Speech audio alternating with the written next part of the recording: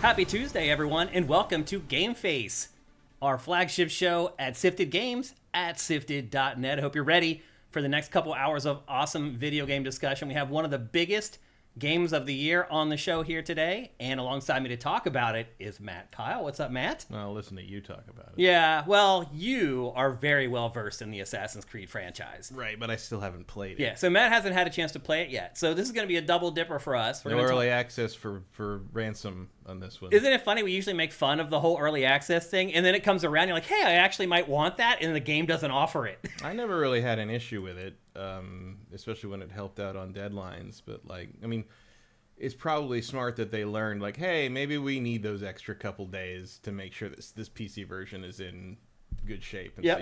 It's Outlaws does seem to have taught them a few valuable things. Yeah.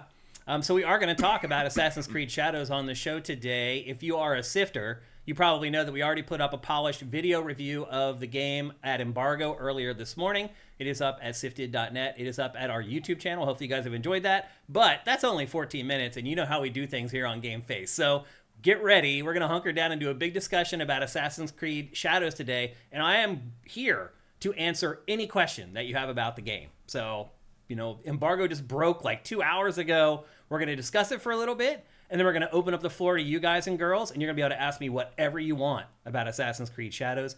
Excuse me. I've spent about 50 hours with the game at this point. I've had it for 2 weeks now, thank God.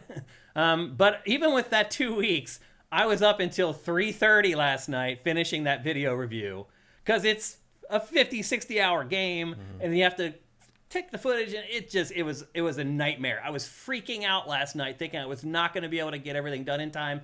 I finished it at 3:30, slept 4.5 hours, and then got up and got everything ready to get it published. You got to realize, when we publish something, we're publishing it at 5 different places. It is insane. And we have to do social media promotion on Facebook and on Twitter and on Blue Sky. All that for everything we do. We have to do all that, and that is me. So I am on hardly any sleep, but I have enjoyed the crap out of Assassin's Creed Shadows, and we're going to talk about that very shortly. Matt, how's your week been?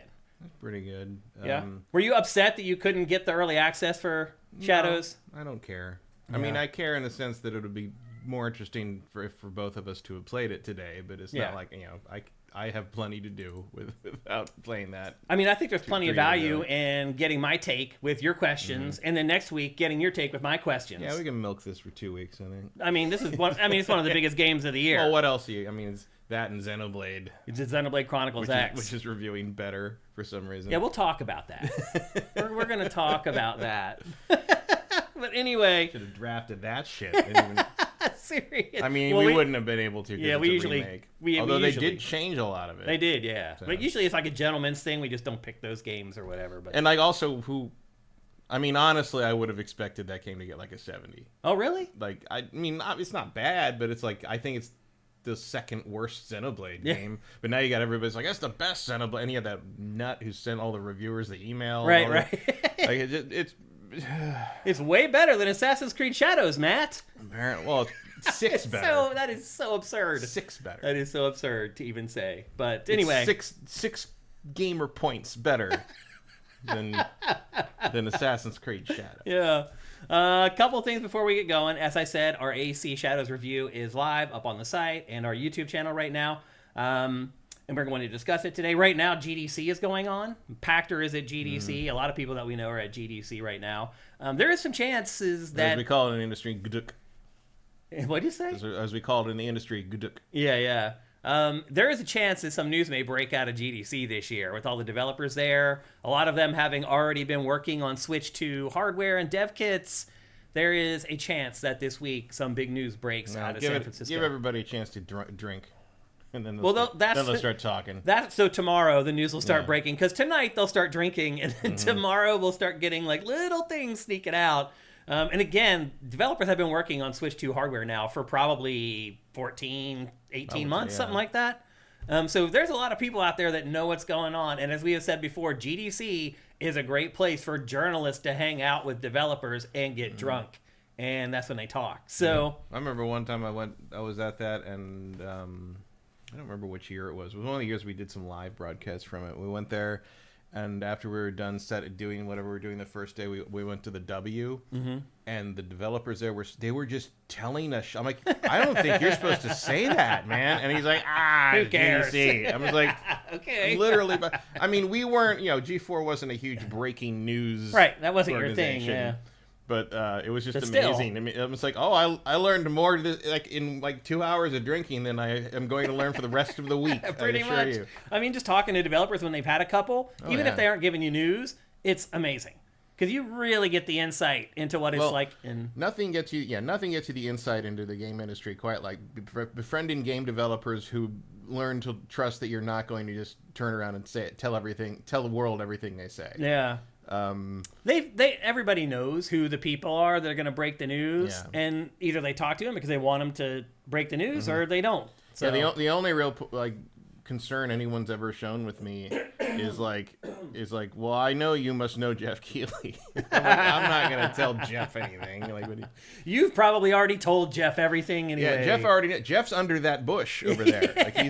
He can hear everything you're saying. No, he was in the bush last week. He knows this news already. Now he's trying to figure out what to do with it, basically. So GDC was always one of my favorite events to go to. Not a great event if you're spending money and trying to get coverage out of it, though. No, it was always a little. I mean, I remember one year. What was it? I think it was 2005. We went to GDC, and I was sent to GDC to produce the episode that was GDC, and the whole episode. That was when we were starting to get into doing narrative through lines through each episode, which eventually became when we just basically do little short, a half-hour short film that happened to have some video game content in it later that year. The desert episode, the zombie episode, etc. Yep. So the first one I really did that was a narrative through line was the GDC episode in 2005, which was basically Adam and Morgan. The whole through line was Adam and Morgan didn't want to be there. Yeah, I remember it. Because we're just we don't why are we here? There's nothing happening. And all the segments were them going somewhere else. We just went somewhere else in San Francisco and did something fun instead of GDC. Pretty much, yeah. So and we did that, and that was and I came back with that, and everyone's everyone's like, this should be stupid, but actually it kind of proved something, didn't it? I'm like, yeah, I wanted to do something because nothing. I mean, if I remember right, that GDC was even more dead than GDC normally was. Because the only thing of interest that happened was we got to see behind the scenes demos of what would eventually become Gears of War, but of course we couldn't say anything about it. It was all behind closed doors. There was nothing to show, there's no segment there. Yep. So bad for coverage, and most outlets don't pay to send people to go to GDC anymore, and really haven't for a long time. Forever. I don't even know why we're doing live coverage back then in the late because you had 3 episodes a week, and you had to fill them with something. Yeah, well, that was also in the wake of the live E3 and live Comic-Con coverage blowing up, and so all of a sudden GDC. All of a sudden the boss were like, anything we can do that's live is good. And so they said, I mean, we didn't pitch it. They're like, oh, did you go do live from GDC? And we're like, no, we shouldn't. That's why there's cornhole. What are you talking about? And they're like, well, I thought you'd be excited because it means you get to go home for I'm like, yeah, I don't want to go home and do that. What do I mean, go home and hang out is one thing. Go home and be at the Moscone Center for 3 days is not a vacation. Yeah, that's why cornhole's on ESPN because they're like, anything live, just put it on TV. Yeah. It's funny. Because the Ocho. Right, and the Ocho doesn't even exist. Now that stuff's just on ESPN2 now. Yeah. No, the Ocho still happens. I miss it every year because it doesn't happen on August 8th anymore. They put it in the Friday, it's the weekend or the Friday closest to the 8th. So I always find out about it I'm like, oh, that happened 3 days ago? Fuck you. But now it's even weirder than cornholing. It's all bizarre. Yep. It's the only ESPN I watch it regularly if I can. It's the Ocho and that's it. Oh, yeah. Because it has all this random sports Nonsense. in it. Sports. Nonsense. It makes for pretty good TV. Oh, yeah. Well, I hope you guys are doing good. Hope you guys have been having a good week. We do have you guys up. The PC's working great. The chat's working great. So we got you people in the show today. Let's see what y'all are saying. Mazo Ren, thank you for Twitch Prime. Sleeping Turtle 3, thank you for Twitch Prime. That's awesome. We'll get to your questions in a second. Cinetite, thank you. Jose Holiday, thank you. Anybody else in here? Don't think so. Wow, you guys are quiet today. We usually have so much more chat at this point in the show. Maybe you guys are all watching the reviews for Assassin's Creed. I don't think anybody slept well last night. Yeah, maybe not. I didn't. I'm only on 4.5 hours, so. My cat kept waking me up. Oh, really?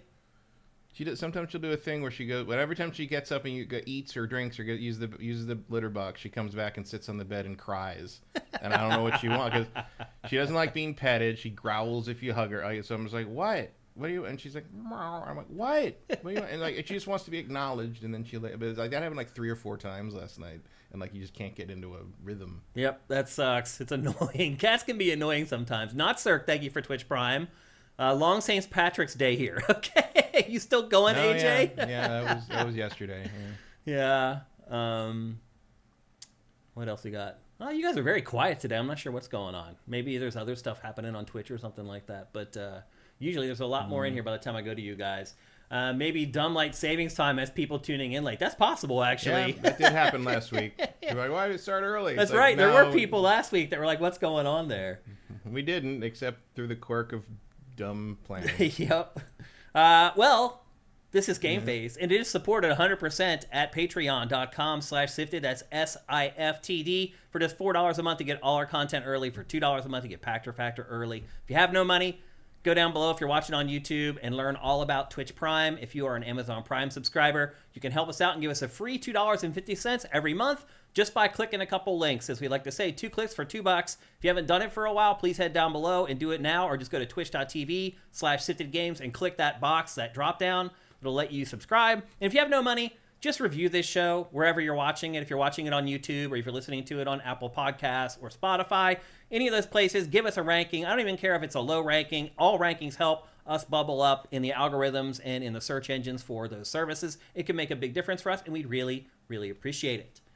Eth Demon says, I know Matt will be playing a ton of Shadows, but he should check out the Half-Life 2 RTX demo. I'm actually going to check that out. I did that already. I haven't done that yet, but I will this week, and we'll talk about it next week. Very good. Yeah. Oh, the trailers for it looks incredible. I watched about half of the Digital Foundry side by side run through of it, where they had a guy playing the launch version off a disc on a 2004 computer. Like, God, having that hardware just laying around, I'm sure is something. But I mean, I don't even know how would you even find that stuff? You could probably buy it on those guys, they collect them. eBay or they're collectors. They have Voodoo 2 cards. They have different era PCs for different games because they want to play them on the hardware they were made for. That's insane.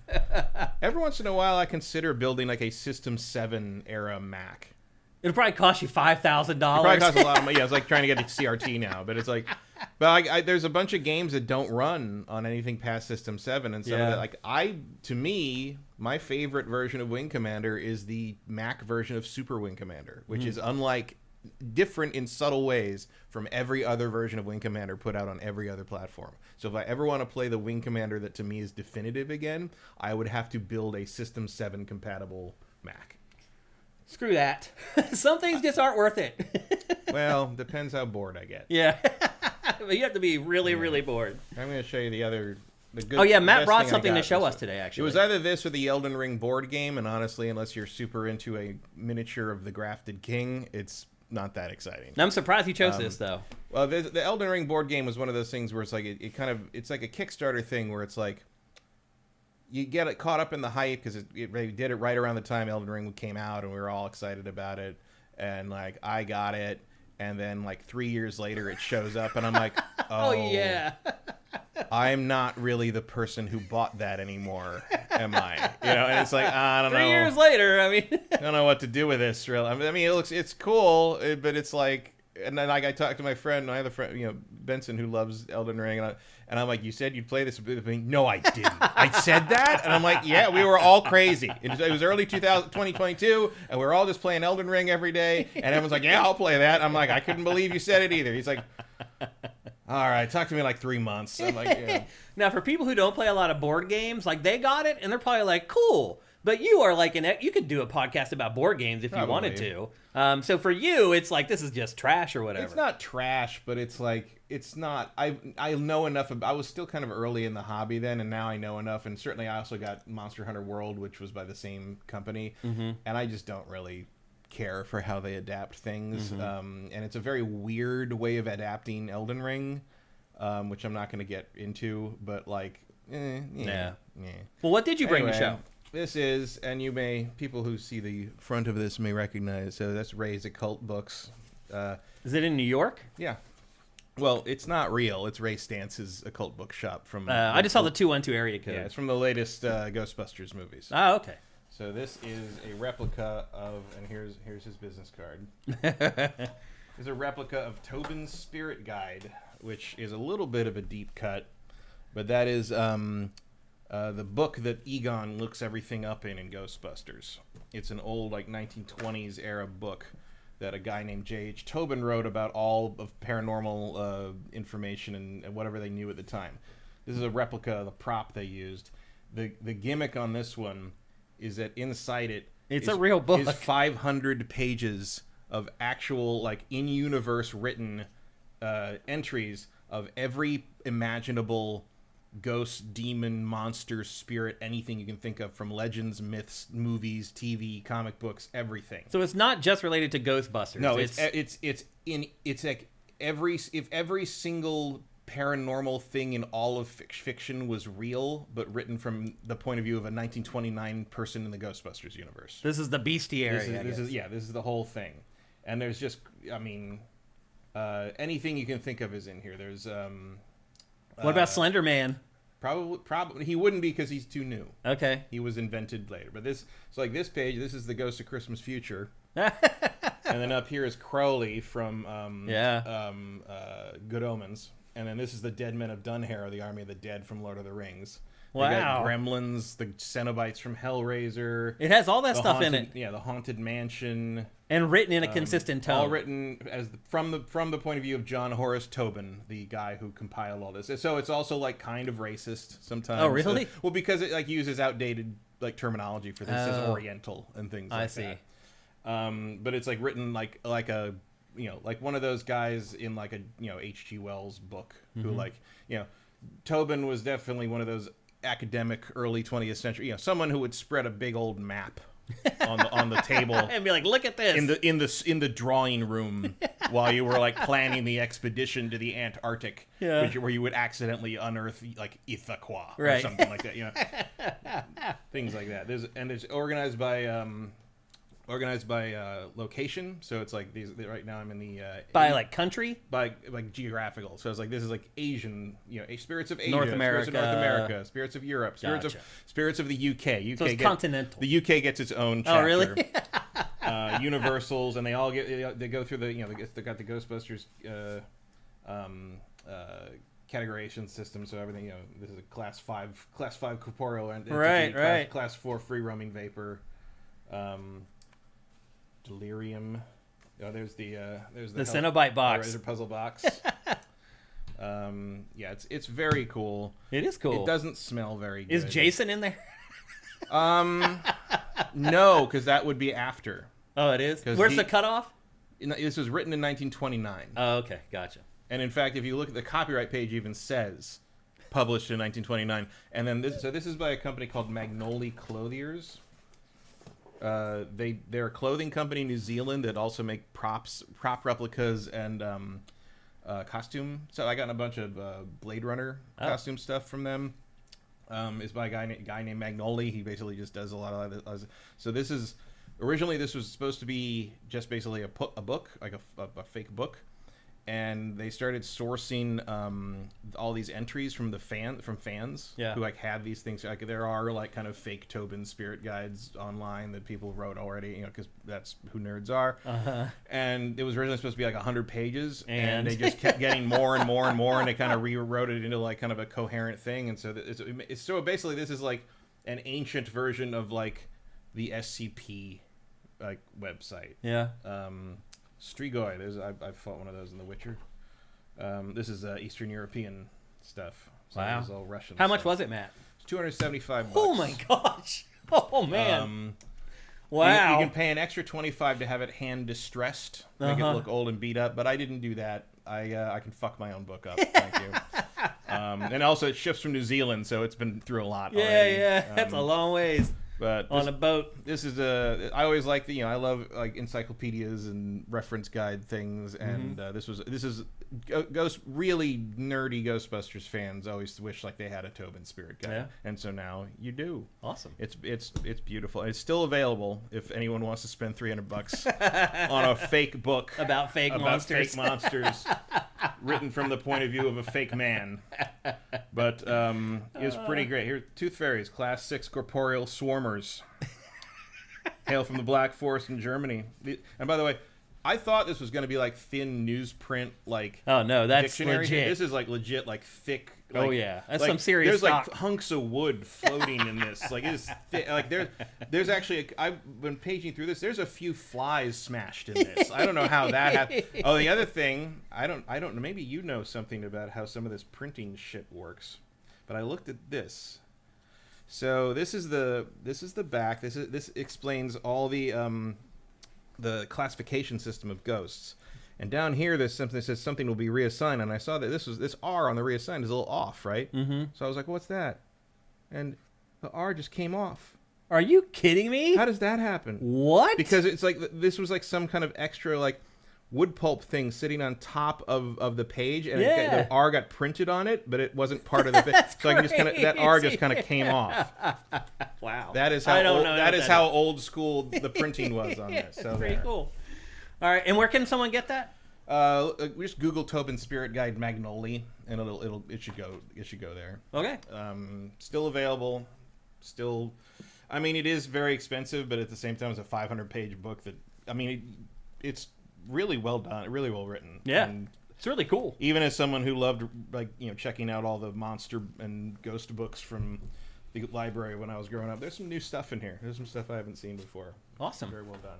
All right, well, it's time to get into GameFace 425 proper, and shockingly, we are actually not starting with Assassin's Creed Shadows. We're going to kick things off with the debut of the brand new mainline Silent Hill game that happened this week. Definitely the biggest event this week, and what ultimately was a pretty slow news week in games. But they showed off Silent Hill F for the first time. Obviously, we all just either played or decided not to play the Silent Hill 2 remake over the last year or so that ended up selling really well. So there's definitely an audience for the Silent Hill franchise. I went and looked at the data on this. It looked like the trailer's done about 2 million views, which is pretty good for a survival horror game.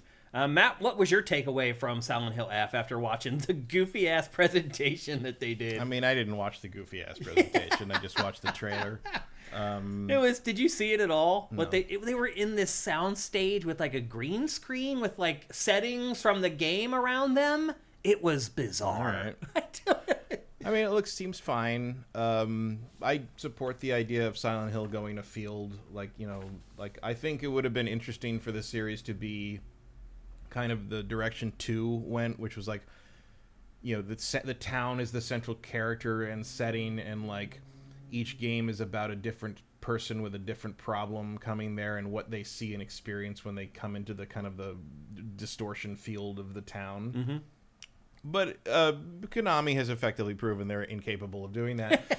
So if you just want to boil Silent Hill down to a certain kind of tone and take it wherever you want to take it, sure. Like this, like I believe that this is Silent Hill. If you tell me this is Silent Hill in terms of like, thematic and tonal choices. Obviously, it doesn't take place in Silent Hill, but I do kind of like. Does it really matter? No. Also, I kind of like the idea. I mean, I didn't see what they named the name of the place is, but I kind of like the idea that like you could like contrive the idea that all the places in the world that this stuff takes place, all the names of the places translate to Silent Hill somehow. Yeah. Like, even if it's just like Quiet Mountain or whatever, you can mess with that. I think that's maybe something that you could do to unify all of it. And like it's a cheap out for wherever you want to, because everywhere in the world could be a Silent Hill if you have the right verbiage. Yeah. Well, it appears that Konami's tactic with Silent Hill now is to not make the games itself, which I think is probably a smart move, because Konami is kind of incapable of making excellent big budget games at this point.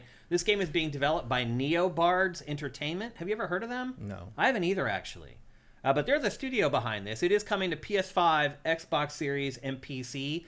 It will be the first Silent Hill game set in Japan. Also, obviously, as Matt mentioned, it's not set in Silent Hill. Isn't Silent Hill in like Maine or something? It's in Pennsylvania. Is it Pennsylvania? Yeah. So obviously, if it's set in Japan, it can't be set in Silent Hill. But it's really Silent Hill is just a concept. In the movies, it's in Pennsylvania. I think in the games, it's Maine or something in New England. Maine would make sense because there's so much Stephen King references. Oh, right. So it's either Maine or Connecticut. I can't remember. Yeah. So this is set in Japan. It is the 8th mainline game in the Silent Hill franchise. It's set during the 1960s in a fictional town. Well, it's based off a real town, but the fictional name of the town in the game is Ibisugaoka? Ibisugaoka? I'm not sure how to say it. It's inspired by a real town called Kanayama. Apparently this is basically a carbon copy of that town. Some people who live in that town have been saying that, like, watching this trailer spooks them out. I guess people think the town is already haunted or something like that. It's the first new Silent Hill game since Downpour in 2012. 13 years. It'll be 14 years by the time this is released that they will have went without a Silent Hill game. And again, it's the first one to be exclusively set in Japan. You play as a female protagonist named Shimizu Hinako. Which I guess playing as a female is only the second time that's happened as the main character. Yeah, I think that's right. I think the other one was like one of the portable games. Oh, really? Yeah. Oh no, it's 3. You played as Heather in 3. That's right. Yep. And then the plot synopsis that Konami has put out there reads: Shimizu Keil was living her life as an ordinary teenager, that is, until her town suddenly shrouded in fog and begins to change in a horrific way. Now she must explore a town she no longer recognizes while solving puzzles, fighting strange enemies, and doing everything she can to survive. In order to face the ultimate decision that she must make, this is a tale about a beautiful yet terrifying choice. And they kept talking about that over and over, that there's some choice that she has to make in this, and they wouldn't say what it was or what it's related to. Ebisugaoka means something along the lines of vigilance, precaution, watch, lookout. So translating it as something close to Lookout Hill would not be inaccurate. There you go. The game's music is being made by Akira Yamaoka, which is ding, ding, ding. If you know anything about game music and you know anything about Silent Hill, you know he's the man. He probably makes the best horror music in the industry. The story is being penned by a horror author named Ryukishi07. Apparently he's like a famous author responsible for I don't know if it's a manga or something called When They Cry. Are you familiar with that? I know that. Yeah. Apparently he's a big deal in Japan. That's a visual. There's a lot of those on Steam. That's a big deal. Yeah, he is a big deal. To get him to write this was a big thing. And they said even though the game was conceived as a standalone story, the developers have included references to the previous Silent Hill games once you play it. And again, they just kept making this big deal about some decision that she has to make and how there's some angle of empowering women with the ability to make their own choices or something like that. So there's kind of an undertone of that in the game. But having not ever heard of this development studio makes me a little bit nervous. The other thing I would say, too, is this new? I don't know. But here's the thing. This is already rated by the ESRB. Wow. So they're saying it's not coming out till next year, but like they already have an ESRB rating. It may not take that long before the game actually comes out. The ESRB rating for this is insane. Like the descriptors in it are like some of the stuff it talks about it sounds like this game is going to be really, really gory.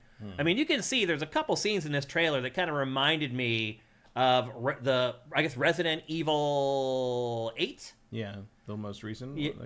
No, it's the one with the the Texas 7. Chainsaw 7, yeah. It reminds me of that, like really detailed pictures of food with maggots on it. It's in this, but like the descriptors for the ESRB for this game are crazy. Like if they're an indication of the content that's in the game, it's going to be one heck of a ride. I don't know if it'll be a good ride, but it'll be one heck of a ride. Matt, what do you think a Silent Hill game should have in 2026?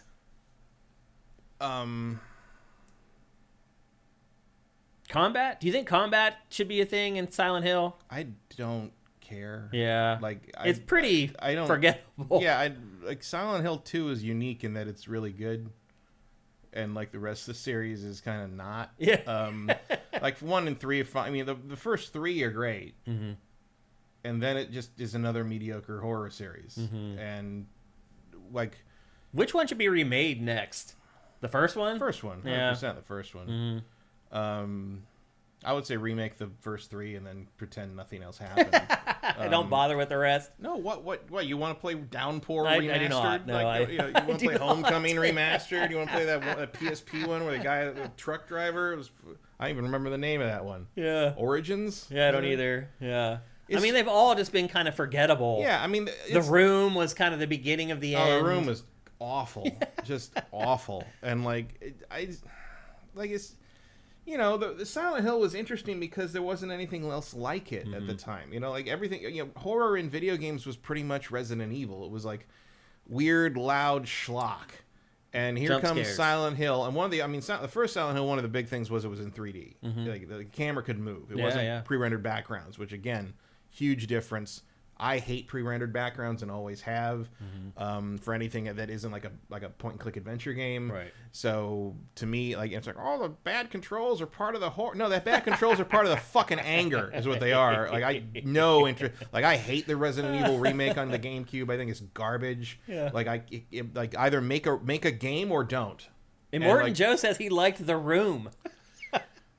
I mean, I don't have any use for The Room. Like, there's some interesting imagery in it, but it was always very, very obvious to me that it was not a Silent Hill game. Yeah, and it wasn't. Like, it was something that was turned. They were forced to turn it into a Silent Hill game by Konami, and it's a shame because I probably would have liked it better if it was its own thing, because then I wouldn't have had expectations coming off of Silent Hill 1, 2, and 3 that there's no possible way that game could have matched up to. But I think, like, you know, this game, especially two, was like this interesting, like, kind of melding of Western influences that didn't really show up in Japanese games much of the time. Like, all, you know, the first major interview I did was for Silent Hill 2 for Tech TV, and like all the Japanese developers, especially Takayoshi Sato, were big America people. Like they were fans of American horror and David Lynch and like parts of Silent Hill 2 are based on Burlingame, California, of all things, which is random. like, but there's an element of like, you that sounds ridiculous at first, but then if you grow up in the Bay Area, you do realize that like there's the whole area of San Francisco and about a mile south of it does look like that almost every morning.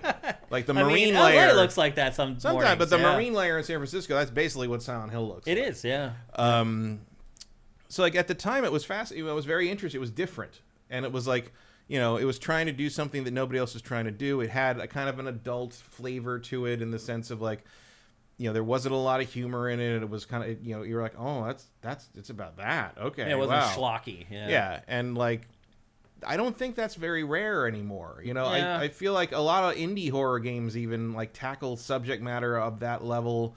I mean, obviously the visual fidelity on display in the Silent Hill F trailer is beyond what most indie games are going to be able to pull off. But like, if those are even the in-game visuals, right? I'm not 100% sure that that's. I mean, the case. if this looks like this, I believe that could look like. Yeah. That. You know, it's not that. I just never heard of the studio, so I'm being a little skeptical. I don't give a shit about that. It's just like, you know, there could be new people, it could be veterans from 14 different studios forming a new studio. You know, who knows what these? You know, I'm not making any prejudgments about who these people are. I'll make prejudgments about who Konami is. But I'm way more concerned that Konami is calling any shots than whoever was it Neo. Who are you asking? Who are you talking about? The developer Neo Wiz? What's the developer? For what? This Silent Hill. Oh, Bloober Team. The remake? No, Silent Hill F. Oh, it's you said it was Neo something. Neo Bards, yeah. Yeah, I don't, you know. I'm happy to give them a chance, but Konami's already proven to me what they are. They've already burned the bridges. I think what sets Silent Hill apart is that it's generally not an overtly violent or gory game. There's touches of it throughout, but really it's more about the psychological impact of the game and on the player. So to me, that's kind of the tenet of the franchise I hope will be sort of sustained in Silent Hill F. We'll see. I'm kind of surprised Bloober Team isn't making the next Silent Hill after what they did with the Silent Hill 2 remake, but apparently, from what I've heard, they're doing Silent Hill 1 now. Probably. I mean, that makes a lot of freaking sense. Because this sold very well and was received well by critics, so it makes too much sense for Bloober Team to remake whatever is the next most important one. And to your point, that's Silent Hill 1. So I'm just gonna say I'm not that excited about Silent Hill F. I'm very skeptical at the trailer that they showed. That it may just be all CG. Remember, they showed the game with a 100% for sure CG trailer 2 years ago. And then it took them 2 years to show another trailer, and they still didn't show gameplay in that second trailer. So that makes me a little nervous. That sends up red flags for me. I could be totally wrong, but I'm just saying I've been doing this for a long time, and usually when stuff like that happens, I'm like, there's just sort of this intrinsic thing inside my mind that makes me become a little bit skeptical about it. But we'll see.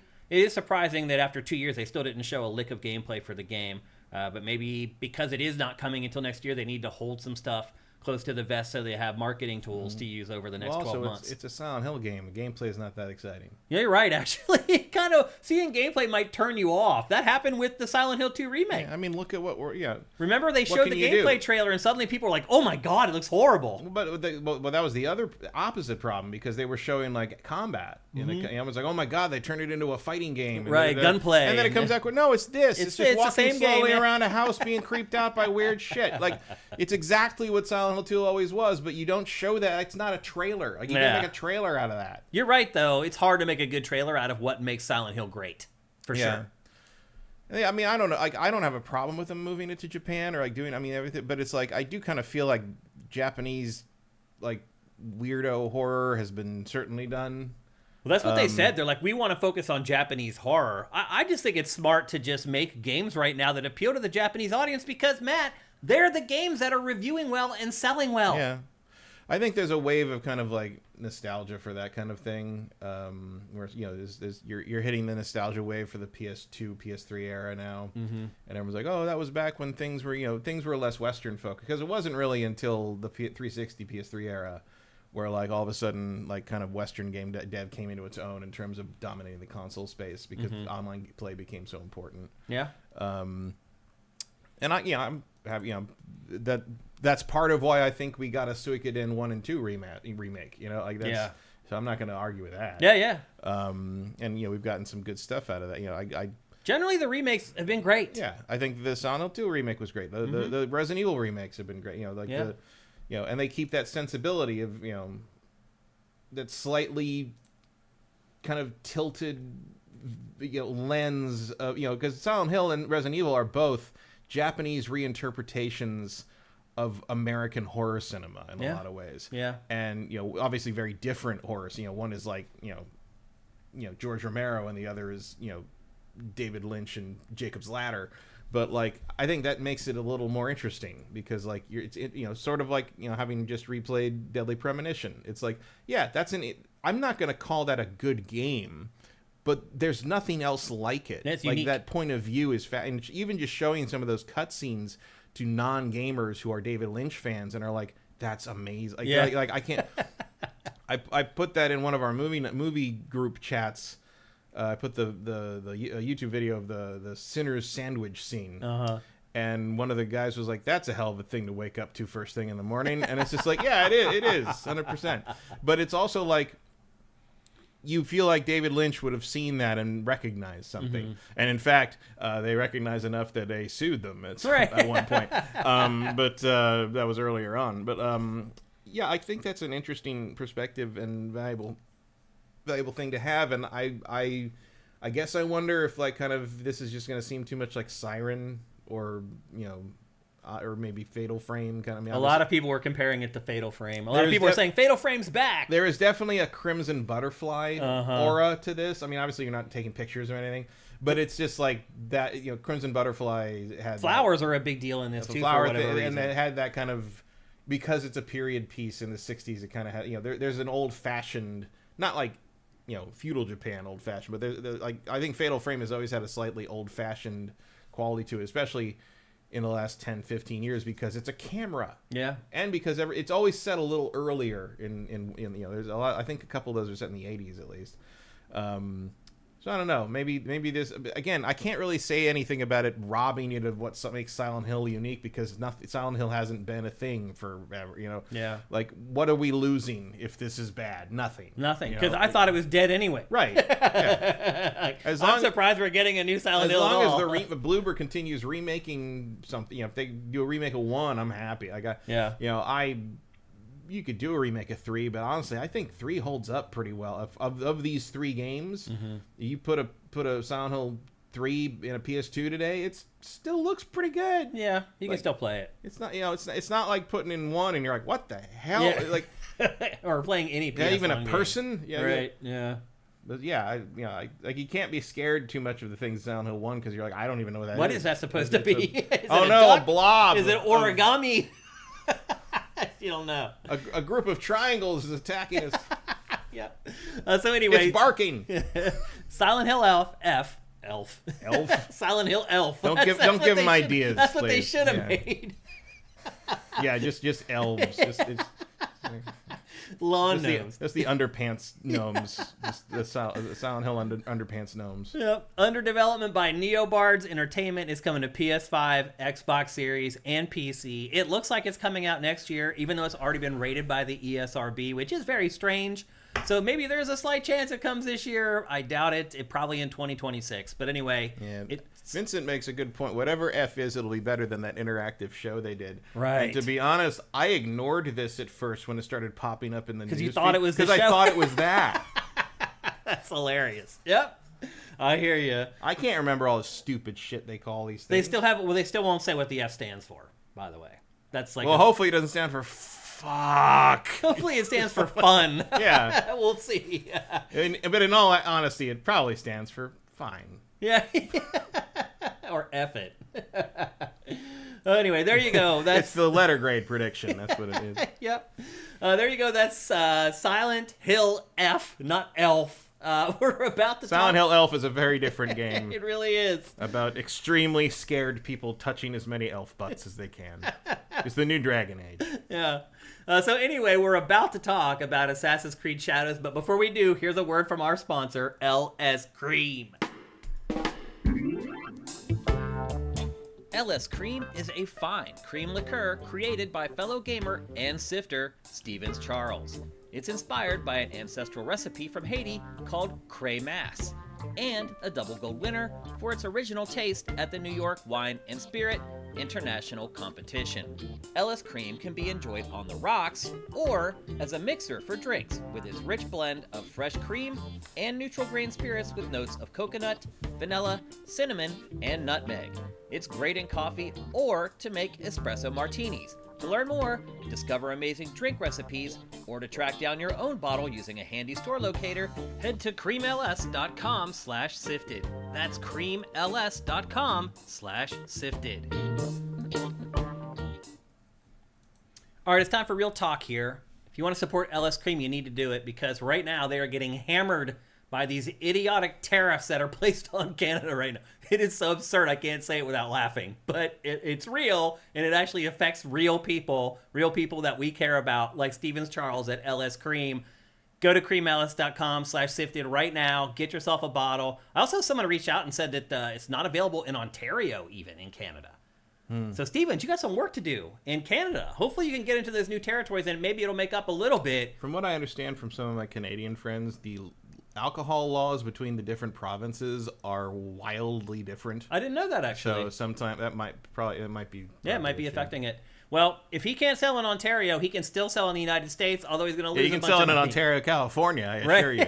Yeah, that's for sure. We got one of those. Yeah. Go to creamls.com/sifted. There's a store locator there. Just punch in your zip code. You can find a place to get it locally, or you can just find a place to order it online and have it delivered right to your door. Either way, you're getting awesome liqueur that mixes so well with so many different things. I use LS Cream all the time. I love it. You will love it too. Go to creamls.com/sifted. All right. It's time for the main event, people. It's time to talk about Assassin's Creed Shadows. Again, we put up our 14-minute polished video review this morning at Embargo. Maybe you've watched that already, but now we're about to talk about it on GameFace. And you know that means we're going to dive way deeper than we have the opportunity to in that video review. At that, it probably was one of the longer video reviews that went up today at Embargo, but that's still not enough to talk about everything in this game. First of all, Matt, I am a little disappointed that we both haven't had a chance to play this because I love talking with you about Assassin's Creed every time they come out. So I'm excited to do that in next week's episode with you as well. But I also feel like you're going to be able to ask some really great questions about the game because you do know the franchise so well.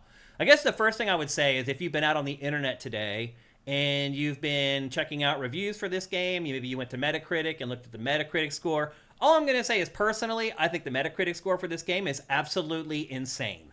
I cannot believe how low the Metacritic is for this game. I am shocked. This game, right off the top, I'm just going to say it, is way better than Assassin's Creed Valhalla. And in my opinion, way better probably than anything going back like a decade. This is my favorite Assassin's Creed in a really long time. And I wasn't even like one of the people going like, I want Ninja Assassin's Creed. Like, this wasn't something that I was personally wishing for the last... Neither was I. I mean, I get it. I know why people wanted it. But it wasn't really on my top 5. Yeah, I could think of a bunch of other settings that I would like more. But as I've said, I didn't know this until I was looking at some, Ubisoft's been blitzing online everything, and sometimes they're just posting like, here's a weird lore thing about Assassin's Creed. Maybe one of the things I did not know is apparently Bram Stoker and Van Helsing were allies of the assassins, and in 1870 they accompanied a group of assassins to Transylvania to take down a Templar who was using a Ring of Eden to masquerade as a vampire, and that's where the Dracula story comes from.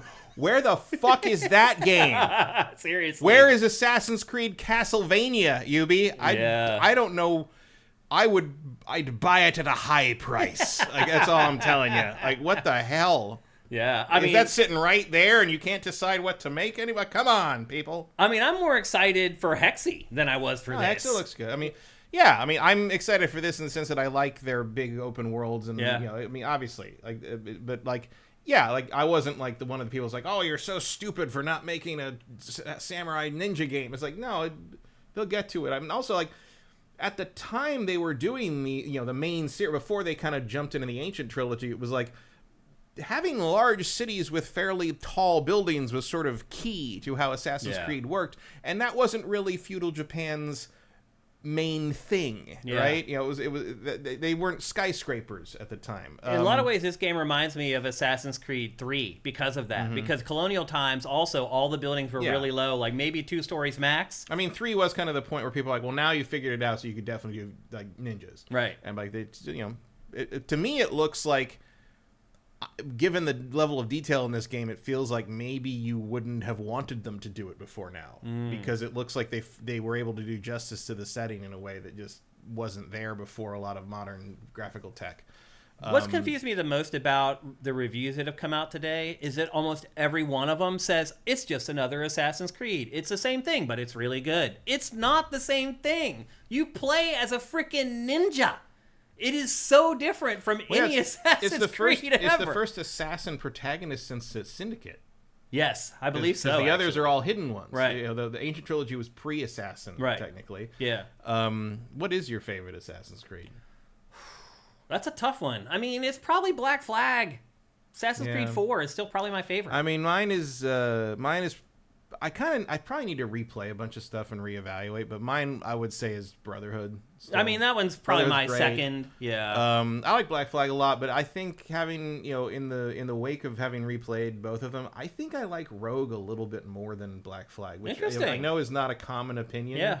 But I think the more northern setting of Rogue is interesting. The fact that there's ice and stuff like that in the sailing.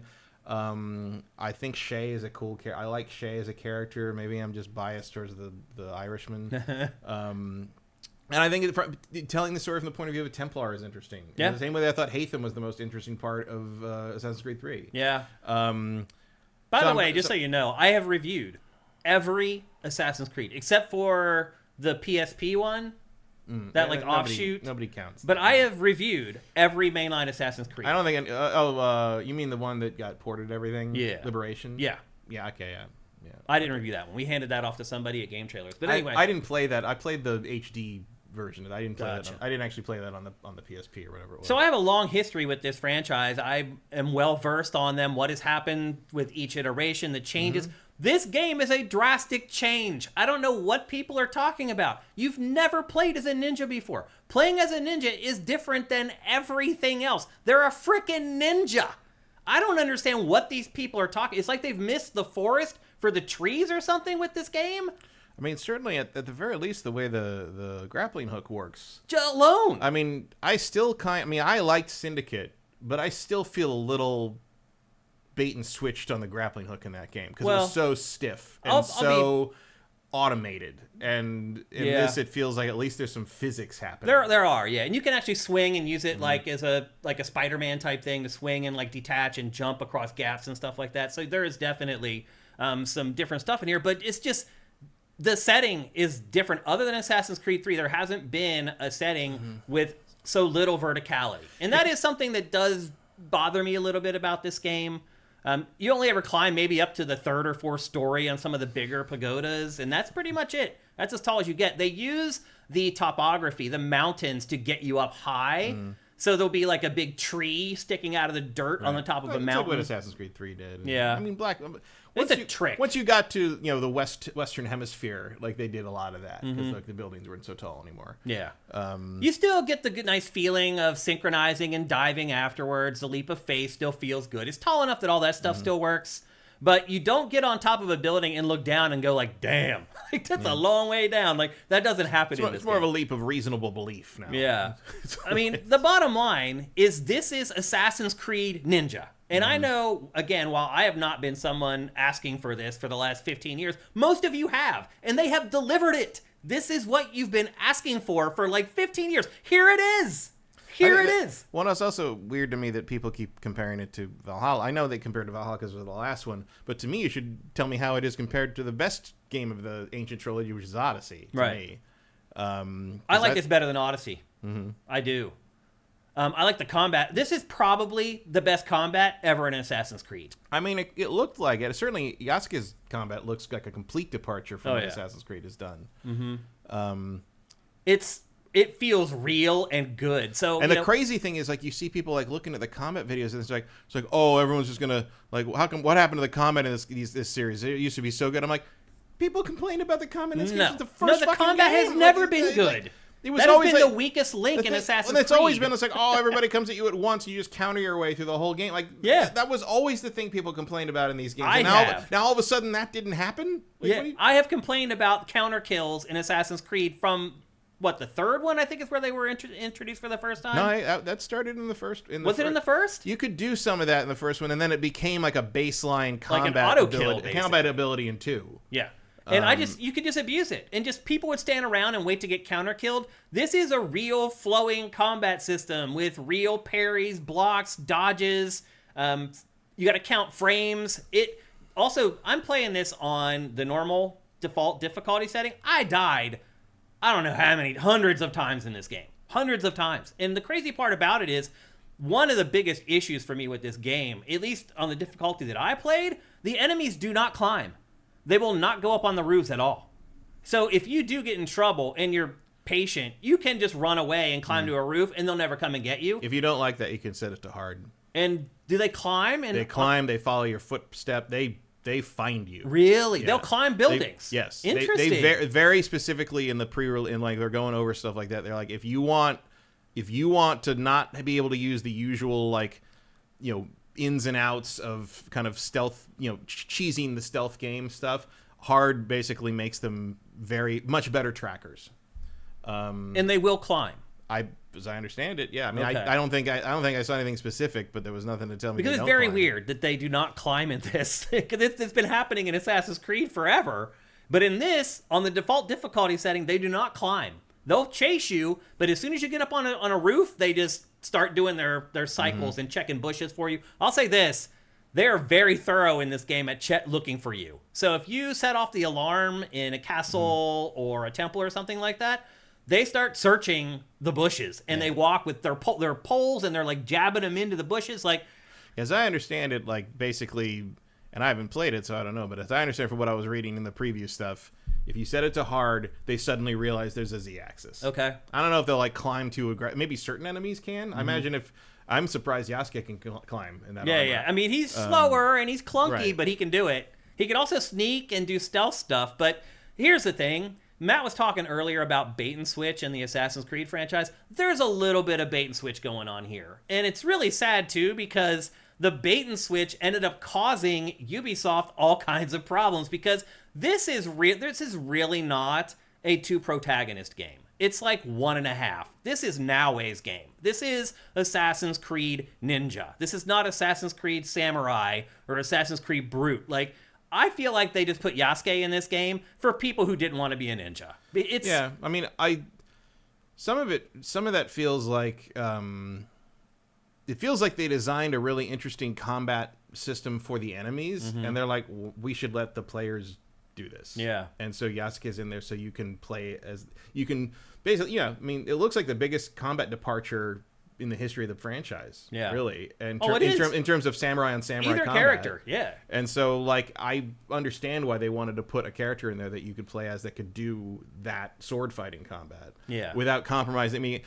Because, like, it also feels like a solution to the problem that, you know, like we said with the counter thing, like the problem that this series has had forever, wherein you don't want the player to feel weak, but, like, if you give the player the right tools, you are invincible. Mm-hmm. Like, you know, like Mirage did a decent job, I think, of making it so you can handle a couple guys, but you're probably not going to win like a 6-on-1 fight. Mm-hmm.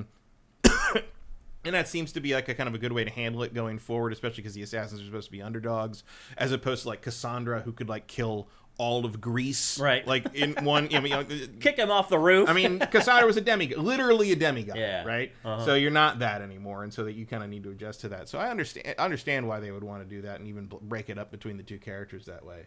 But I mean, it also makes sense that you're going to focus on Naoi because she's the assassin. Yeah. Well, it is bizarre. You're right. So that's a good point to bring up. She is the assassin. She gets the hidden blade. She's the only one that has eagle vision.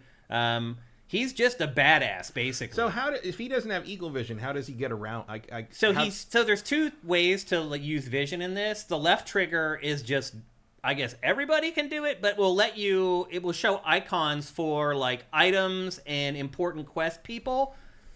Items are yellow orbs. People are greenish blue orbs, and then there are white orbs that help you track down these things that you need to find to increase your knowledge base. And the knowledge base gates everything as far as your skill trees are concerned. So all your other ratings, when you level up, just go up automatically. You're not sitting there saying, I want to put a point in dexterity, and I want to put a point in this. Like, it just happens automatically. However, the one that is granular that you control is your knowledge. And the knowledge, you only can bump that up by doing very specific things. You can find these hidden pages at the temples, or you go to some temples and you can pray at shrines. And then there's a couple missions that are kind of related to that stuff that when you finish them, they'll give you like a knowledge point or whatever. But the knowledge points gate the trees. So until you go to level 2 of knowledge, the second level of your skill trees won't unlock. Until you get to level 3, the third level won't unlock. So they kind of gate the whole experience, but otherwise leveling up is pretty much automatic. And then it's all driven by your gear. So there's a thing called a hideout in this game where you can gather a bunch of resources and build buildings at this little area that you have. And so you can build like a forge that helps you upgrade your weapons and add engravings to your weapons. There's another building that lets you add spies to your network. There's another one. The crazy part is if you upgrade the stables, it actually doesn't help the horses. It helps your spies bring back more resources. So the whole game is gated around seasons. And each season lasts around 45 minutes or something like that. And once the game gets to the point where it wants to turn seasons, you can go to the start menu and you can manually go to the next season, or the next time that you fast travel or change characters, it will switch seasons. Within each season, you have X number of spies at your disposal. You can use spies to go onto the map and uncover. Say they want you to find this character that's like hiding out near this city or whatever. You can assign one of your spies to go to that city and they will find the exact place where that person is. Or as you're out in the world, you come across these big caches of resources and you can assign your spy to come and pick up that cache of resources and take it back to the hideout. And when the season turns over, that's when your spies cash in all the resources that they have been collecting during the last 35 or 40 minutes or whatever. That's kind of the loop of the game, so to speak. So you do that, the season ends, you go back to the hideout, you level up all your weapons, all your armor as far as you can, and then you go and you build as many buildings as you can. There's also an aesthetic angle to the hideout. Like you saw it in the B-roll. It's beautiful. Like you use a tile system to build stuff. It's very simple. But when you go and look at it, you're like, wow, I never dreamed it was going to look like this. And there's just so much stuff that you find out in the world that you can then add to your hideout, like shrubs and like light posts and cats and dogs. And you can really build like this little compound of your stuff where you are basically leveling up every element of the gameplay. So you kind of wait for each season to finish, go back to the hideout, go through all that stuff, go out, do your thing again, and then rinse and repeat. And that's kind of the cycle of the game. That's how the game works. This franchise has had like hideout stuff before, never as elaborate as this.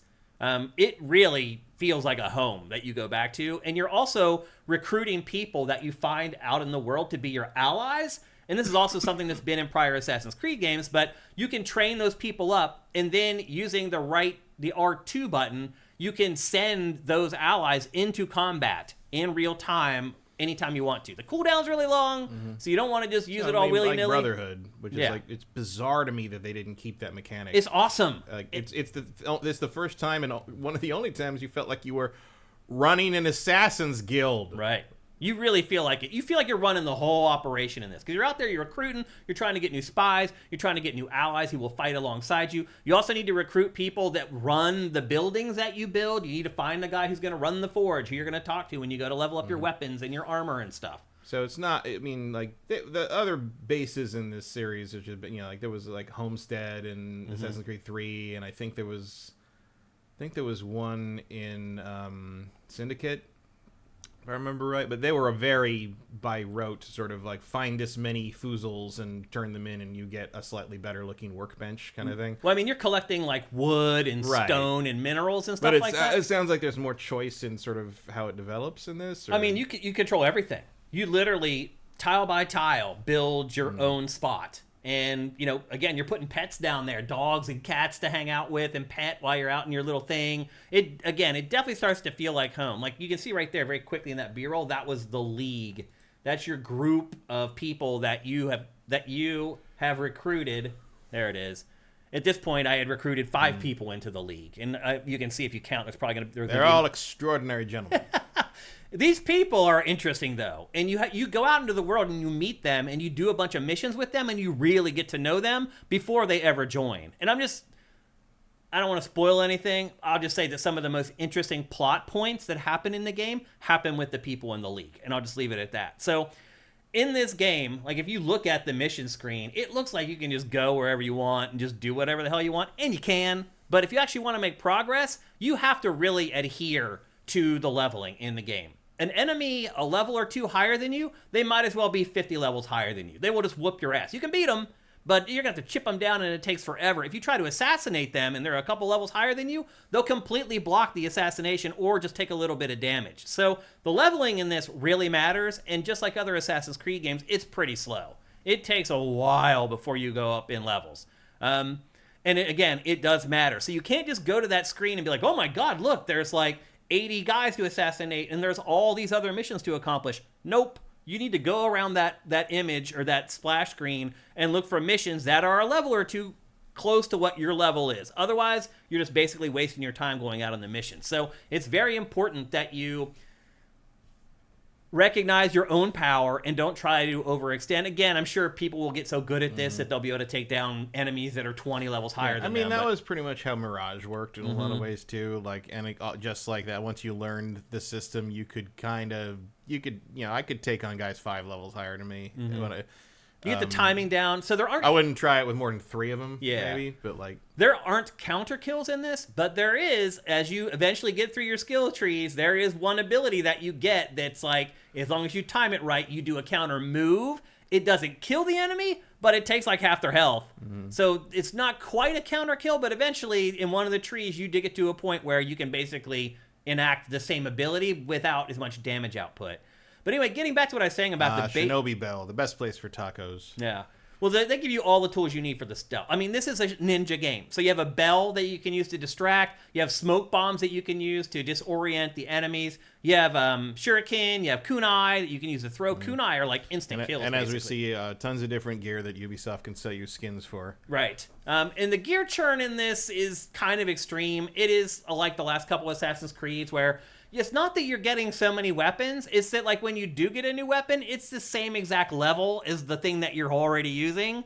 So it really becomes a thing of, like, what buffs do I want to apply to this weapon? Because it's so cheap to upgrade your weapons at the forge that I hardly ever switch weapons. I just keep upgrading the same weapon that I have, and then the engravings on those weapons give them buffs. So it can give them like a poison, or it can give them extra armor damage or something like that. That's where you kind of like decide what weapon you want to use, is in the forge when you're leveling up your weapons. But again, going back to the bait and switch, Ubisoft shot itself in the foot. it made it seem like this game was equal, that it was the samurai and the shinobi, but it's not. Like, the shinobi, it's a shinobi game. It's a ninja game. The samurai is just there, I think, for people who just don't like playing as a ninja. Or don't like playing as a girl. Right. The plot's all about Naue. It's all about her. It's not about him.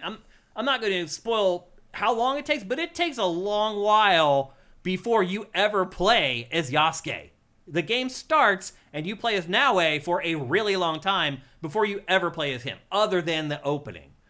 His plot is he was on a slave ship. They stupidly take him ashore with them to meet Nobunaga. Nobunaga takes a shining to him and is like, oh, no, he's joining my army. You're not taking him back with you. And that's how he gets mixed up with Nobunaga. And I'm not going to spoil how Naue and Yasuke end up on the same side working together, but it's a roundabout way through both of their trials and tribulations that they end up being on the same team. But there's themes in this of forgiveness. I'll just put it that way. Forgiveness is a big theme in this game. There's a lot of decisions that you're asked to make in this. There's life or death decisions, literally, where you decide if someone lives or dies. But there's also times where you have the ability to give someone grace and say, like, I forgive you. And I'm just going to say, like, it seems like that's what the game wants you to do. It seems like the best outcomes come from when you forgive people in this game. So just putting that out there, that's definitely one of the main sort of tonal themes of the game. But it just feels like Ubisoft sold this as a game about a black samurai. And you play the game and you're like, wait a minute, like, this is just Assassin's Creed Ninja. It really feels that way. Like, it got to the point where the only time I would play as Yasuke is if I was going to raid someplace. And I knew that there was going to be a ton of enemies. Like, maybe I went and scoped it out first. I'm like, oh my God, there's like 30 dudes in there. Then I would play as Yasuke. But even playing as Naue, you can still finish those areas. Like, you can get good enough with the combat and her weapons. Like, her weapons are way... But which one do you like better? The Kusagami or whatever it is, the blade with the chain. You like playing as her more? Oh, yeah. It's not even close. I play as her way more because she's so much more versatile. She can sneak around. She has a hidden blade. She can assassinate better. Her weapon variety is way better. Like, he gets like a gun and a bow that are a little awkward to use. They take forever to reload and blah, blah, blah. She doesn't get that, but she gets kunai and throwing stars and all this other stuff. She still gets projectile weapons, but the other skill set is way more advanced than Yasuke's. So I think most people who play this are going to play as Naue pretty much the entire time and just use him when they feel like they really need him. At least that's how it ultimately shook out for me. So it's really a shame that all the chuds latched onto this game over Yasuke, and as it turns out, he's not even like a big part of the game. He's just kind of like an extra character for people who don't want to play as a shinobi. So I feel like, perfectly in time with the decapitation, I feel like Ubisoft cut its own head off here with this game and generated a bunch of negative publicity for it when it didn't really need to. Maybe there was a certain point where Ubisoft was like, any publicity is good publicity. I don't think they anticipated quite the chud reaction. Also, like, none of that matters. Like, no one outside of the world of extremely online game discourse knows that happened. Like, most of my casual friends, like, just found out there's a Ninja Assassin's Creed game last week. Just like every media release, the normies don't find out until like the ad blitz starts. So I don't think it'll affect much. It seems to be selling just fine. Pre-orders were very high. I don't know if any amount of sales can help Ubi right now. I mean, I don't know what it needs. Obviously, it'd be better if it didn't bomb, but I don't know if any of that's going to matter in the long run because it seems like they're in a pretty dire situation no matter what. But you have to be able to tell from the B-roll, and I did kind of tone down the B-roll. There's my partner using. Definitely seems like the most violent Assassin's Creed. Oh, it's one of the most violent games I've played. Period, Matt. It is insane. I'll say this: they issued a day one patch like 2 days ago, and the decapitations were cut down drastically. So, as I mentioned, like, you don't play as Yasuke. Like, you play with him at the very beginning of the game, and then he disappears for a long time. I'm not going to say how long, but he disappears for a long time. Everybody else has said how long. Oh, in the chat they mention it? No, in the other reviews. Oh, they mentioned it in the reviews? Yeah. Interesting. I'm surprised they did that. But anyway, so you get him. You're already pretty powerful. They share the same level. So when you get him and you can play as him, he is immediately the level that Naue is at. And so you basically are the same level throughout the entirety of the game. Every time she levels up, he levels up, and then the only differences are in their trees and the weapons that they use. So it feels like it was a lot to do about nothing with Yasuke in this game. Like, it feels like Ubisoft created the problem that when there probably shouldn't be. I mean, you have to show him, obviously, but... Again, I don't think they created any problem. I think the people that made the problem. But you have to recognize that those people exist now, right?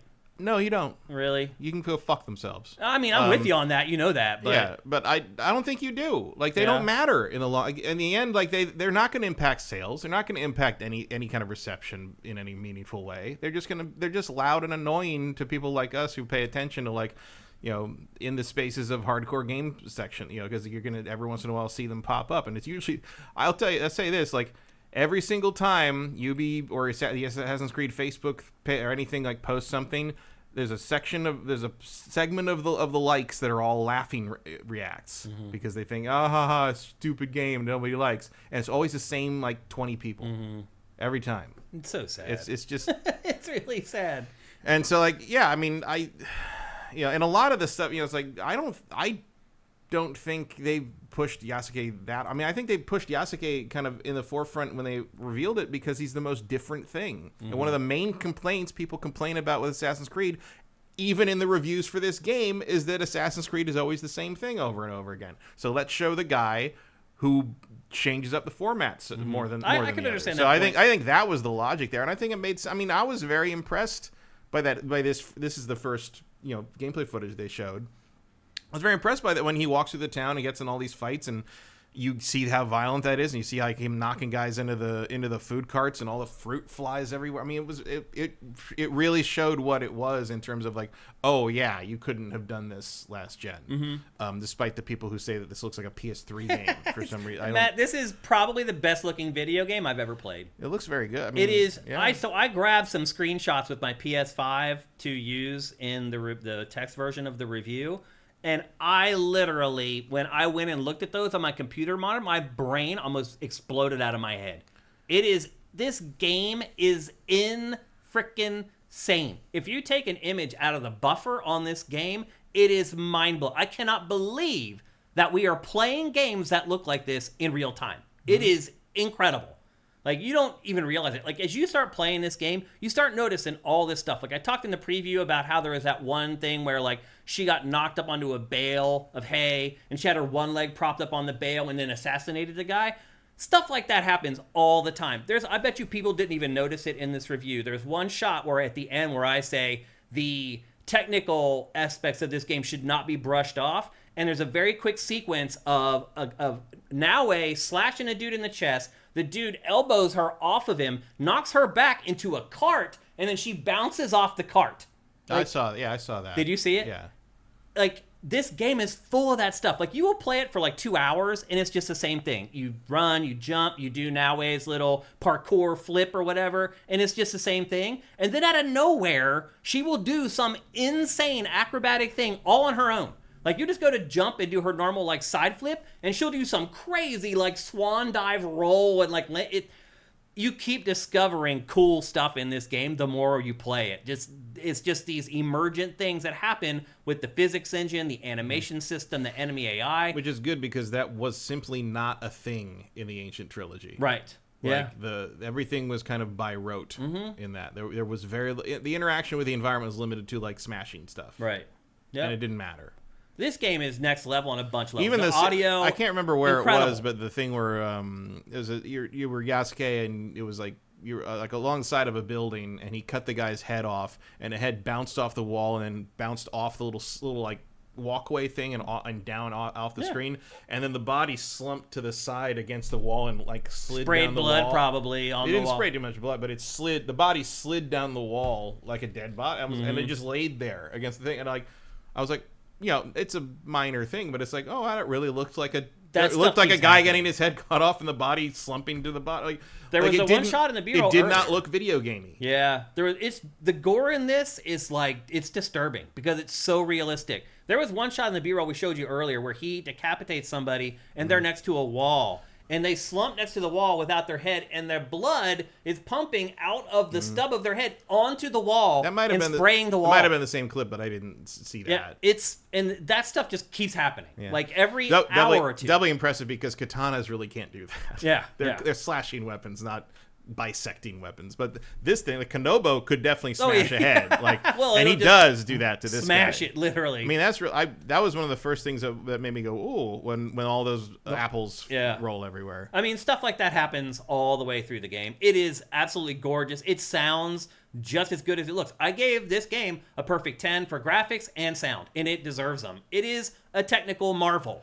I am really struggling to figure out where these people are coming from with these reviews for this game. I'm just like, I hate to bring out the cliche of did we play the same game, but dude, did we play the same game? Like, or were you blind while you were playing? I don't know. I don't know what is going on. I don't know. I don't like to like kind of. Me either. I don't like to like suggest like kind of not conspiracies, but like things like. But it's like I really feel like if this was not an Assassin's Creed game, it would have gotten higher ratings. Like if it was not a Ubisoft Assassin's Creed, if this had just come out from some rando, like if this had been, I don't know, Ghost of Tsushima 2. This is one of those games where I look at the editor's name and who reviewed it, and then I go back and I start looking at their old reviews to see what games they think are better than this game. Because I don't know. Because I mean, I don't know. Like I haven't played this obviously, but just looking at it, I have a very hard, and hearing what people have said, even hearing what people who have said about it who rated it lower, I have a very hard time believing this is not better than Valhalla. It is way better than Valhalla. I liked Valhalla less and less the more I played it, and I'm being a little bit of a hypocrite here because I did play Valhalla for like 200 hours because there was nothing else to play because they didn't make another game for like 6 years. Yeah. But this just looks so much more dynamic than that. And Valhalla is not probably my least favorite of the ancient trilogy. I think Odyssey is the best of those three, and I like Origins more than Valhalla. Really, I bounced off Valhalla after like 30 hours. I didn't, but I kept coming back to it, and in the end, I think a lot of the stuff they added in the DLC made it worse. Yeah, like, I think the DLC was too disjointed, and I think all the stuff where you play as Odin is awful. Yeah, like I detached and weird and doesn't make a lot of sense, and it's just kind of strange for the sake of being strange. And it didn't have like there was wonder to the weird mythological stuff that happened in Odyssey that just is not present in Valhalla. And I recognize that part of that is because like I just don't particularly jive with Norse mythology. Yeah. I just didn't care about the setting, and the combat was just generic hack and slash. There was nothing unique about it. This is completely unique. There's no other game that has combat like this game, because you're a freaking ninja. I don't know how many more times I have to tell people you're a ninja in this game. What other ninja games are there? Tenchu from like 30 years ago? Tenchu.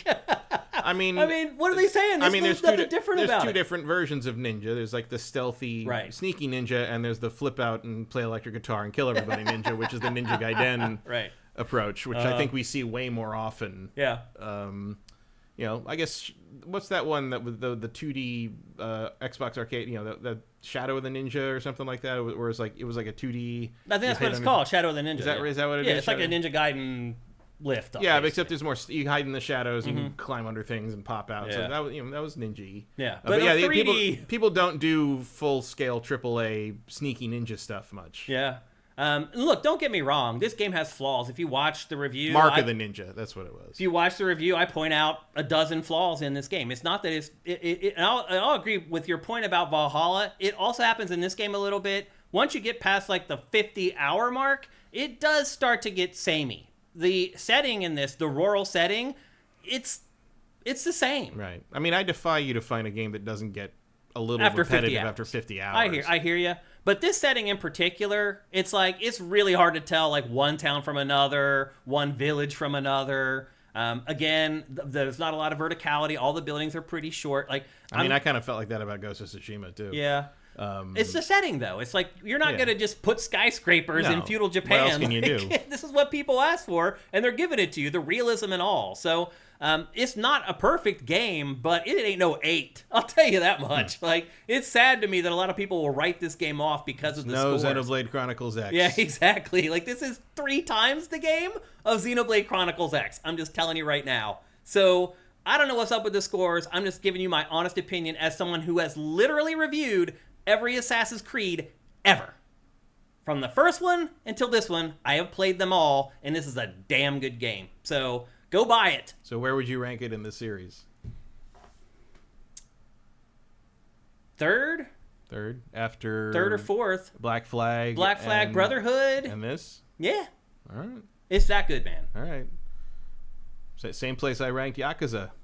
Right, Fire Yakuza. I'd say that's probably my third favorite. Yeah, and then the story in this, like bold year for the long running series. We didn't even really talk about the story. There are two stories. I talked about how they come together, but like basically Naoe's village is raided by Nobunaga. He kills her dad, and they take this box that has something in it that you don't know what it is, and she doesn't know what it is because her dad died before she told her what was in the box.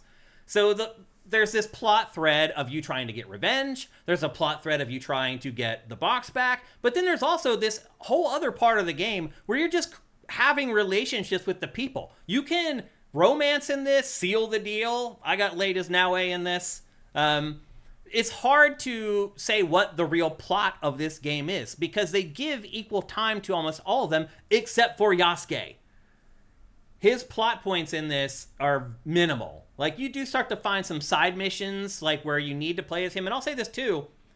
This isn't, you can swap anytime for the most part. But there are lots of points in the game where either the game takes over and says, nope, you're playing as Yasuke, and then you're going to play as Naoe, and then you're going to choose for the final boss fight or whatever.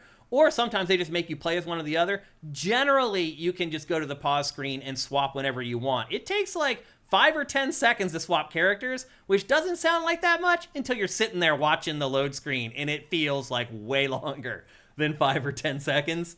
And then there's some NPCs, story-wise, where you have to talk to them as one of the characters. So it's very weird. It's like you walk up, a little thing pops up, says you have to be Yasuke. So you have to switch to Yasuke and then start talking to the person. There's some awkward, like they don't have the two-character thing elegantly solved yet. But it's not that big of an issue or that big of a pain in the butt that it's going to deter you or seriously throttle your enjoyment of the game in any way, shape, or form. Again, like I said, the game's not perfect. It was a problem with Syndicate. Yeah, it was. Yeah. That's partly because I really didn't like Jacob very much. Yeah, I think most people did not like Jacob. Jacob wasn't. It's not like they played very differently, but Jacob was just not as interesting to play as for some reason. I guess in part of it was just like, dude, you're supposed to be sneaky. Why are you wearing a top hat? Yeah, I hate top hats. Period. I don't know why. I just freaking hate top hats. What else do I have? I mean, I could go on and talk hours and hours about this game, but I want to leave a little bit for next week as well when we talked about the game together. But I guess the overarching thing I would say is that don't let the coverage of this game shape your perception of the game. Because one, I think some of the coverage out there is just off base. Should be true of everything. And the other thing I would say too is don't let some weirdo on YouTube convince you to not play this game. No. I saw a guy tweet this week who said that he had finally played last summer. He hated Last of Us 2 because he admitted that he had seen like people talking about it online, YouTubers and stuff talking about it and saying it was terrible, and so he believed. Then he finally played it last summer and he thought it was great. Yeah, and it's like, yeah, you should probably form your own opinions about things and not just be fed them by weirdos online. Well, I hate to say this. And that includes me, by the way. Yeah, I mean, I hate to say this, Matt, but there were several times playing this game where I thought to myself, if one of these idiots on YouTube convinces somebody to not experience what I'm experiencing right now, that is effed up. Mm-hmm. Seriously. Like, there are some moments in this game that are just amazing. And I'm sitting there and I'm just like, I can't imagine some idiot on YouTube who I don't know and I have never met convincing me to not experience this. It's just pathetic. And it was pathetic that I was thinking about it, Matt, that it has got to a point in our industry where I'm thinking about stuff like that while I'm playing a video game. Mm-hmm. It is effed up. And I think most people who play it are going to start playing it and be like, I can't believe I thought about not buying this. Because they said it was boring. Boring. Because it's not God of War maybe I think some people are kind of at this point where they just sort of they see an open world map and they just sort of check out, glaze over. Yeah. I mean, this map, by the way, you didn't see it as much in the B-roll, but it's not littered with like a billion things because they don't show the resources on the map. Like they used to show the feathers and stuff like that. I mean, I love open world stuff. I like a big map with a bunch of stuff to do.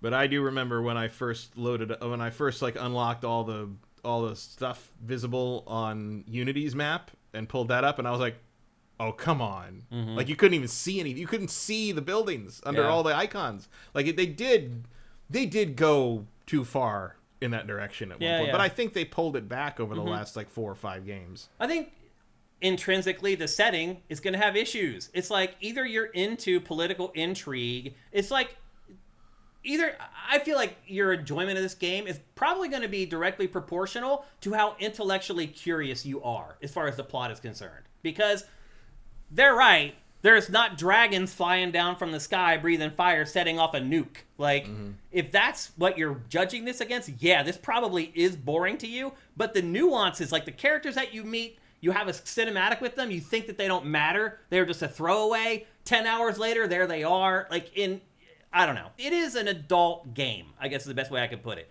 A 13-year-old kid is probably going to hate this game and think it is boring AF because they don't care about history. Or they just skip all the scenes and cut people's heads off. Probably. They could do that too. Doom the Dark Ages is coming, folks. Just right. Yeah, you'll get that in like a month. Literally in like a month. You'll get all the over-the-top bombastic whatever that you want from that game. Anybody who would think that this game was going to be something like that, I don't know what they're thinking. Yeah, it's never really been this series. I mean, this series or Feudal Japan. It's Feudal Japan. Well, I mean, they've done power fantasies of that nature in Feudal Japan. Where like the character is like a super soldier with like secret. Yeah, like I'm thinking Samurai Warriors. Yeah, like I mean, this is all rooted in realism. Like nothing really happens in this game that couldn't happen. You mean Nobunaga doesn't kill 1,000 soldiers in 10 minutes with one sword? He doesn't in this game. No, he just rides in while other people do the killing. He's just the leader in this. But anyway, I'm out. What'd you say? I'm out. I'm out. This sounds boring. Dynasty Warriors body counts are nothing. Yeah, I mean, if you don't care about history and stuff like that, you're probably going to find this game boring. Yeah, I could see where you would say that. I like that about Assassin's Creed. And you're not into personal drama. I think it's noteworthy that like the more recent Assassin's Creeds have been considered, they've been used as historical documents to some degree. I mean, I just the other day I saw someone ask, what do you think? It was an Egyptologist. They asked, what do you think the best depiction of ancient sites and stuff is in media? And she said Assassin's Creed Origins. She said Assassin's Creed Origins history tour mode is one. She's like, that's some of the best recreations of those monuments and those ruins I've ever seen. They used Ubisoft's Unity model of Notre Dame to help with the reconstruction and restoration after it was on fire. Like this series does history. I mean, yeah, it's not. I love all the people going around complaining about how this is not historically accurate, and the series used to be historical. I'm like, oh yeah, I remember the historically accurate fist fight with the Pope in the secret magic underground tunnel beneath the Vatican at the end of Assassin's Creed 2, back when this game used to care about history. It's just like, what are you doing? Like, what are you talking about? This game is the game is a historical grounding with like batshit nonsense layered on top of it. Yeah. That's why it's fun. Yeah, that's why it's an fun. Interesting idea. Because it appeals to a wide range of people generally. Yeah, the other thing I'll say too is that the modern day stuff doesn't really materialize in this. That seems to be sort of how they're rolling with this now. Like I wonder. I mean, I know like Layla was involved in Origins, Odyssey, and Valhalla, but if Mirage didn't even bring it up. Yeah. So it looks like it's all going to be handled in the Animus Hub. So when you install this game, it installs the Animus Hub, which formerly known as Infinity.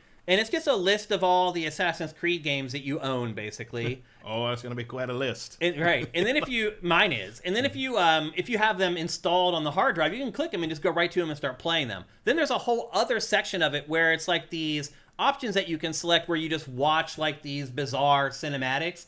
That seems to be where they're going to start moving the present day plot forward. They said they're going to, as far as connectivity is concerned, they're going to start zapping stuff into that interface for players to check out.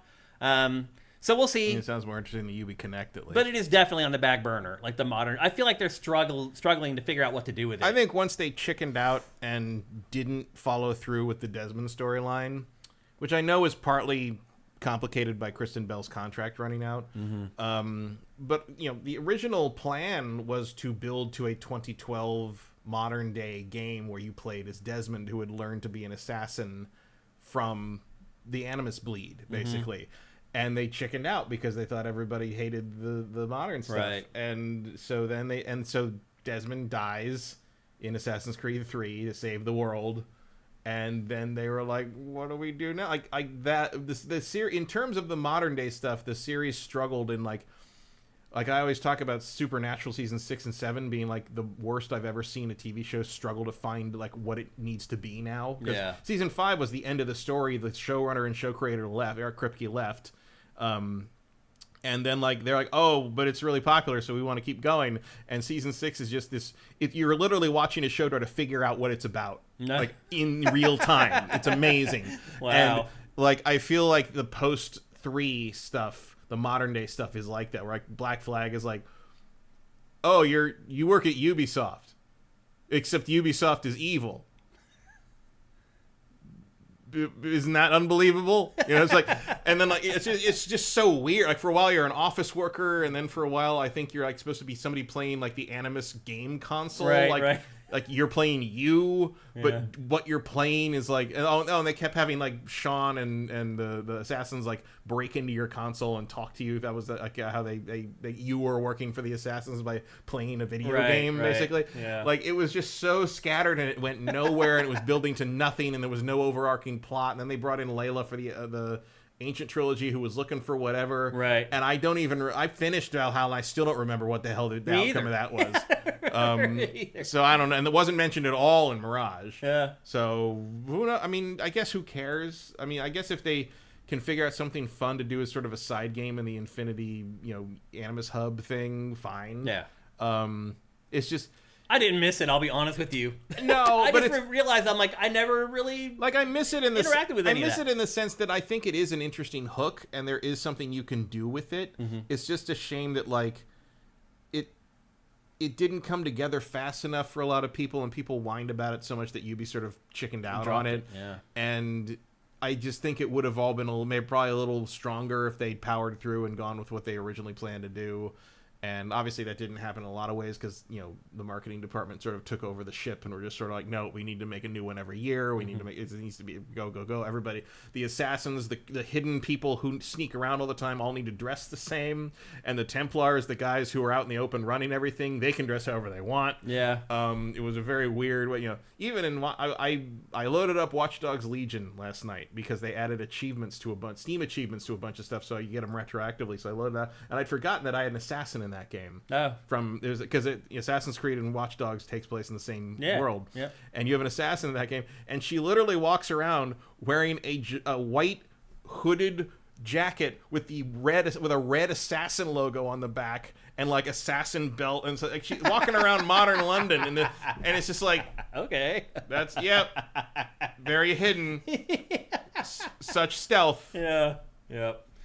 Well, Okay. Let's check in with you guys. If you guys have any questions about the game, I will answer all of them until you guys run out of questions. Now, obviously, I'm going to stay away from any major story spoilers, any plot spoilers, but anything else, ask me and I'll let you know, because obviously you have a couple days here to decide if you want to buy it or not. The other thing, too, is if you do decide that you want to buy it, it would be awesome if you use our affiliate links on the YouTube review. Towards the end of the review at the conclusion, they should pop up, or you can find them in the description. If you buy it through those affiliate links, we'll get like $1 or something like that. It'd be cool if you could do that. If not, it's no big deal. Let's see. Erebus Jones, I wish there was an option to replace the modern day bits with just a paragraph of text. If Modern Warfare 2 can be played with no rush and Black Flag can be enjoyed without having to LARP as a dev for Abstergo. Yeah. Swan Senpai says he really loves Legion. I think a lot of people liked it. Yeah. I don't think it comes together very well, like in a larger perspective, but in terms of what you're doing on the ground, I think it's pretty cool. Install size, I actually didn't check that, but I think it was like 80 gigs or something. What are you playing it on? PS5. I did a pre-install on Steam, and I think it was 110. Okay. and it's reserved 212 gigs on my hard drive for the preload. Yeah. So I assume that's because it has to download the day one patch and then copy it. But I think it takes about 110 gigs on PC. It's not a small download. It's a big lad. Yep. Cinetyke, are there side quests with NPCs with interesting stories fleshing out the world and time period? Absolutely. That was kind of what I was getting at when I was talking earlier about how there are like those 3 main plot threads and you're trying to figure out like what is the main plot. Like I struggled to figure out how to make headway through the main campaign in this. I couldn't figure out like, do I just need to assassinate everybody? Does that move the main plot forward? It seems like they're using a similar structure as Mirage, where you have to kind of solve the mysteries and then it kind of all comes together to sort of push you forward after that. But Mirage also was a little vague about how that worked. Yeah, so like you'll take someone out on the list, and then like a whole other list will pop up. Like, yeah, that is also how Mirage worked. Yeah, in real life.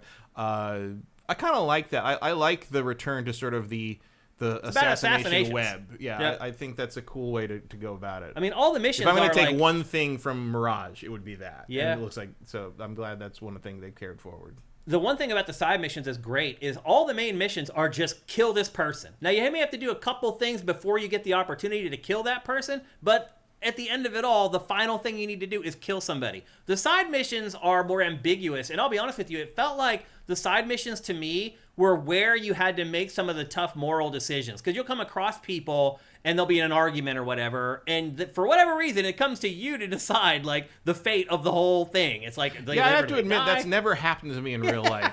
I kept thinking about that in Avowed too. You run across really, you trust me to do it's like that? Basic RPG shit. Two people are having an argument in public, and they turn to a random stranger who's dressed way different from everyone else, and goes, "Well, what do you think?" I'm like, "What the fuck cares what I think?" The Legacy, is the combat similar to Ghost? No, it's not. It's still more action-y than Ghost of Tsushima. It's still, at its heart, feels like an Assassin's Creed game. I think the one line I had in my review is like, the break-in period for this game is brief. There's a bunch of new stuff and different things, but if you've been playing a lot of Assassin's Creed games, you can jump in and feel pretty comfortable right away. So the basics of combat are still there, like the button layout's still mostly the same. It's more about the timing and what you can do with the combat that's changed it the most. Two Medic says, I was not going to play this game because I have not been interested in Assassin's Creed for years until your review. Wow, awesome. Thank you. I appreciate that. Any other questions? Again, go at SIFTD Games. It helps me find them. Held message for bullying. You are literally a puppet. Somebody called somebody a puppet, apparently. No, he's talking about it's Nox Eternus talking about the old Assassin's Creed games. Like, the Assassin's Creed control scheme in the first couple of games were sort of like, the idea was that you were puppeting your ancestor in the anime, because each button corresponded to like the left arm, right arm, left leg, right, like the Y button was your head. I mean, that was the whole thing where you get born at the beginning of Assassin's Creed 2, and it teaches you that each button moves a different side of Ezio's body. And they just sort of dropped that after, I think, 3. Like, basically after Patrice left and that other guy took over and ruined the controls for about 7 games. Right. Like, they dropped that idea. Swan Senpai says, I love being enveloped in a world. It doesn't need to be action. I can sit and just enjoy the little village and talk to NPCs, etc. Mm-hmm. This game is great for that, man. Like, there were just times where... Between this and Outlaws, it seems like Ubi's really excelling at that. Yeah. One thing that sucks about this game, and it's not actually the game's fault, but it sucked for me trying to create the review for it, is that it's seasonal and there's a day and night cycle. So it's like, I would go to record footage, the game would be at nighttime. And I'll say this, the game is kind of dark. At nighttime, it can be a problem, but it would be nighttime. I'd have to play for 2 hours before it would be daytime again, and then I could, like, capture the footage. The weather in this is frickin' incredible. So you're talking about just standing there. I can't tell you how many times I did that in this game. Like, I just stopped and just stood there and just listened and watched the storm. Like the rain going sideways, and the trees and the wind in this, so realistic. On the clothing, on the characters, like the best weather I've ever seen in a video game. I struggled to find clips to put into the review, and that's just part and parcel when you're playing a game that has like a living, breathing, open world. You can't always show everything you want to. But this game sucks you into its world. The thing is, it's like, it's feudal Japan. There's no technology. There's no cities per se. So people are going to say it's boring because it's set in a time when people had to find things to do besides sit on their phone all day. Like, it's interesting seeing today's society try to consume a piece of pop culture based on something that probably does bore them to death. Like, if they sat in a history class and someone talked about feudal Japan, would they care? Probably not. So I can understand why some people are like, this is boring. If you're not into that type of thing, I get it. But yeah, like the other thing too is that the world does react to everything that's happening. So when you first start, you're like this teenager basically who's naive. Her dad probably didn't teach her enough as he should have. He didn't prepare her for everything that was to come. And her first kill, she loses it. She's like, I can't believe I killed somebody. Oh my God. It's this thing for like 10 minutes where she's just down and out and can't believe that she killed somebody. And then like a switch flips and she turns into like this super murderer or whatever.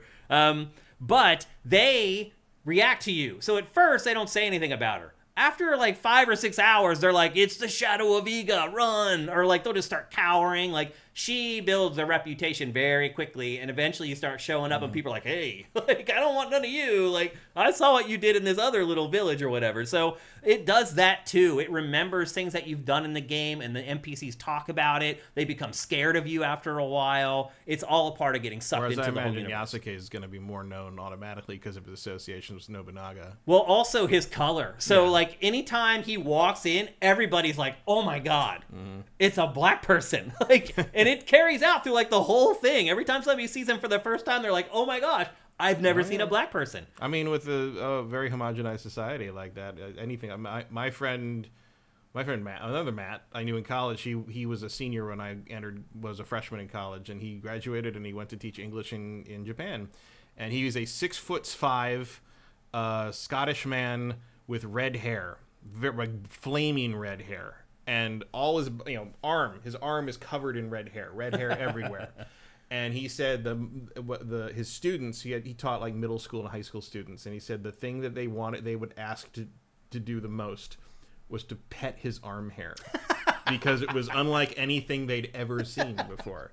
And I always thought that was very funny. That's one way to put it. But it's also very understandable, isn't it? Like, that's like, yeah, you've never seen it before. Grow up there and you would never know that someone's hair can be that color necessarily. It was like our old showrunner for X-Play, Ryan Vance. He was like a 6'5" albino, basically. Bright white. Just like a bright white blonde hair, bright white skin. Yeah, platinum blonde hair. Like he was.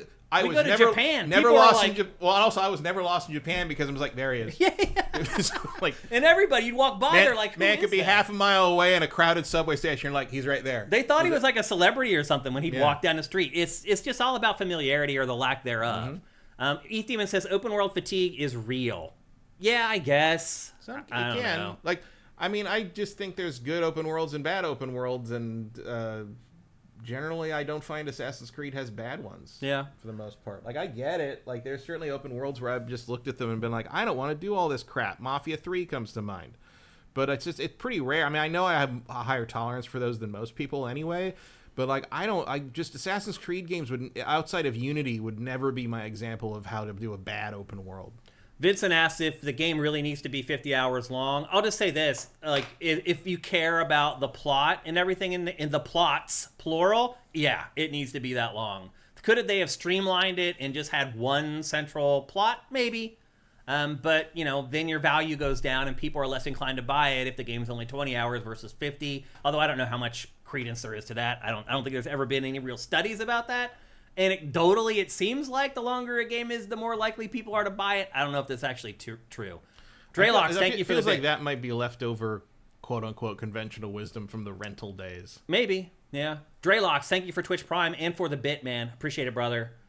Swan Senpai, I like Shadows, I hated Valhalla. So you're playing it already, Swan Senpai. How'd you pull that off? Curious. Maybe I don't want to know. Because the game did leak out. That is true. Yeah, don't tell me how you're playing it. AJ says, not shocking. I ran into guys in Marine boot camp from the Midwest who had never seen a black man. Yeah. I mean, yeah. My high school in central Pennsylvania, I graduated with 6 black people in my graduating class and 3 Asians. So, yeah. There's lots of parts of America where there aren't a lot of minorities. And unfortunately, that is the root of one of the problems we have in America right now. is that people just aren't exposed to people from different cultures, so they don't know that they're good people. They just assume that they're bad because they're different, which is just complete bullshit. Any other questions before we move on? I'll answer any that you got. This is your last chance to ask them until next week, anyway, when Matt and I both discuss the game again. But then you guys will have played it too, and you guys. You're looking at one right now. Do you think they will go back to dense cities with massive crowds like Unity? Yeah, eventually. They'll get there. Yeah, I mean, I don't think that this is like a mandate or anything, where this is the way it's going to be from now on. Like, they've gone up and down with different urban cities, and they've gone rural before. I think there's I do think to their credit, they've sort of turned the corner on an idea of like, we're not going to make one unless it's an interesting idea. Yeah. Like, I think the concept has to come first, and they're not just be like, we're going to make one here. Or because we need to make one, now we're going to build that road as we sort of get there. Yeah. It's like, it really feels like that happened with Unity, to the point that, I mean, part of the problem with Unity, I think they've talked in some of the people who worked on that in recent years have talked about how, what was his girlfriend's name? His name I can't remember. In which game? Unity. You had your girlfriend who was actually the assassin first. No, I don't remember. You're kind of chasing her the whole time. Yeah. She was supposed to be the protagonist, the player character in the game. And then UB's marketing and the powers that be were like, no one wants to play a girl. Don't do that. We're not doing that. So they had to basically drag Arno in as the player character. And so that's why Assassin's Creed Unity basically feels like Assassin's Creed a day late and a dollar short, because he's always like right behind the main character. The other thing I remember about that game is how many chase sequences there were. constantly, because because of that, because you're like trying to catch the plot. Yeah. Draylox asks, what do you guys want for the next setting? I don't know. Like, I mean, I think the Transylvania thing sounds Transylvania awesome. thing sounds great. Yeah, I think Hexy sounds great. I'm excited for Hexy. Sounds good. Yeah. I feel like Hex is one of like a Mirage size. Oh, it is? Right? It's going to be like one of the smaller ones? That's what I thought. You're right. Yeah. I think I did hear that, actually. It's going to be like more self-contained, smaller, like 20 hours. Not that it's necessarily a bad thing. Yeah. I mean, there's Assassin's Creeds that should probably have been that. Yeah, you're right. Vincent, the other thing, too, about the 20 hours versus 50-hour thing is developing the trees. Like they have paced everything so that it gets to 50 hours, basically. Like I said, the knowledge stat gates all of your trees. And if you don't have new trees, you don't have new attacks, and it could get boring. So it makes you go out and hunt for those note pages and hunt for the shrines that you can pray to, because you need to do that to boost your knowledge so you can use the rest of your skill tree. So they have designed the entire game to get you out to that 50-hour mark, basically. Swan Senpai says, I just want to say how respectful they are to Japanese culture. All the little traditions are so accurate. It is. Like you saw in the B-roll, there's a calligraphy scene where you learn what calligraphy means. Like, to me, I'm just like, it's calligraphy. You're just using a paintbrush and you're just writing letters. No. Like, and they go into it. They explain it. Like, there is this crazy tea party culture in feudal Japan where it's this ceremony where you do everything, and it is so important to the people in that culture. And you learn all about it. Ashes in the Hourglass. If I wanted to experience art from a different culture, I'll just do that. Why would I play a game? Why not play a game? Why not play a game? Why not watch a movie? Why not spend $70 to do it at home instead of spending $5,000 to go to Japan? Tell me, Ashes in the Hourglass, how are you going to go experience feudal Japan? I'll wait. All the kids do believe that feudal Japan is just a figment of your Southwest imagination. flight away. If you get on the cattle car. Who can afford the airfare today? Any last questions for me before we move on? And again, we'll talk about this game again next week when Matt I think from chance. a selfish point of view, I would like to see an Assassin's Creed set in like early 1900s San Francisco, like Barbary Coast, like Interesting, like lawless, like the Templars are trying to turn it into a respectable town, a respectable city of East Coast culture and art, and the assassins are trying to like preserve the SF culture, preserve the wildness, and not get colonized too hard. I could see that. I mean, that is really what happened. Although it kind of went both ways. There's a lot of history there. Yeah, for sure. And my family was involved in some of it, so I would like to see some of that depicted. But other than that, I'm kind of happy wherever they want it, wherever they think is interesting. Like I wouldn't have thought of the Hexa setting, but like cool. Like, I'm into that. That's a good idea. Yeah. People in the chat said a cyberpunk Assassin's Creed, like something that jumps ahead way out. That'd be great too. I'd be into that as well. The sky's the limit. Let's be honest. Like, I mean, I would say even like kind of sort of continue Watch Dogs in that a little bit. You know, you can incorporate CTOS and have that be a Templar thing and kind of. You know, I'm wondering if we're gonna get another Watch Dogs. Oh, we're never gonna get another Watch Dogs. I don't think so. But I think you could jump ahead like 40, 50 years and like CTOS is still kind of a thing and it's not like the forefront of what you're doing. Same universe. But it's in the universe. It's part of what things you know, you could incorporate in some, you know, a modern assassin is gonna need some kind of hacking thing. Yeah. That'd be an interesting way to do it. And it would certainly solve the tall building question. Yeah. Like, no doubt. Let's see a leap of faith off of the you know, one of those Dubai towers. Yeah, that'd be crazy. Like, wow, that would be awesome, actually. It'd be neat. That'd be fun. Yeah. So anyway, there you go. That's Assassin's Creed Shadows. Again, we'll talk about it next week. Cinetyke, Assassin's Creed 3 Kingdoms. China has lots of people to sell to. Yeah. Isn't that kind of what they're doing with that Jade thing? Is that like a mobile thing or whatever? Yeah. I mean, there's one set in China that's in development right now. Assassin's Creed Mesoamerica controller Zen says that'd be cool, like an Aztec setting, like Teotihuacan pre-contact. That would be cool. I want William Wallace Assassin's Creed. I guess it would have to be post-contact because that's where the Templars would come from. Right. You know, but yeah. The Legacy. Who has purchased some of the dips that are rumored to be on sale from Ubisoft? I'm not sure what that means. The dips? Yeah. From the Legacy. Who has purchased some of the dips that are rumored to be on sale from Ubisoft? I'm not sure what that means. IPs. Just in the Hourglass has been going, after you, Shane, you might need to monitor the chat. Nah. No, I don't. I don't care. I really don't care at all. We know him. What? We know Ashes in the Hourglass. He's always doing this. He's always playing devil's advocate. I don't know if he actually believes the stuff that he says or not. I hope he doesn't, but he's trolling IPs. I didn't see what was rumored to be on sale. I didn't see any. I don't know what he's talking about. He meant IPs. Yeah. Okay.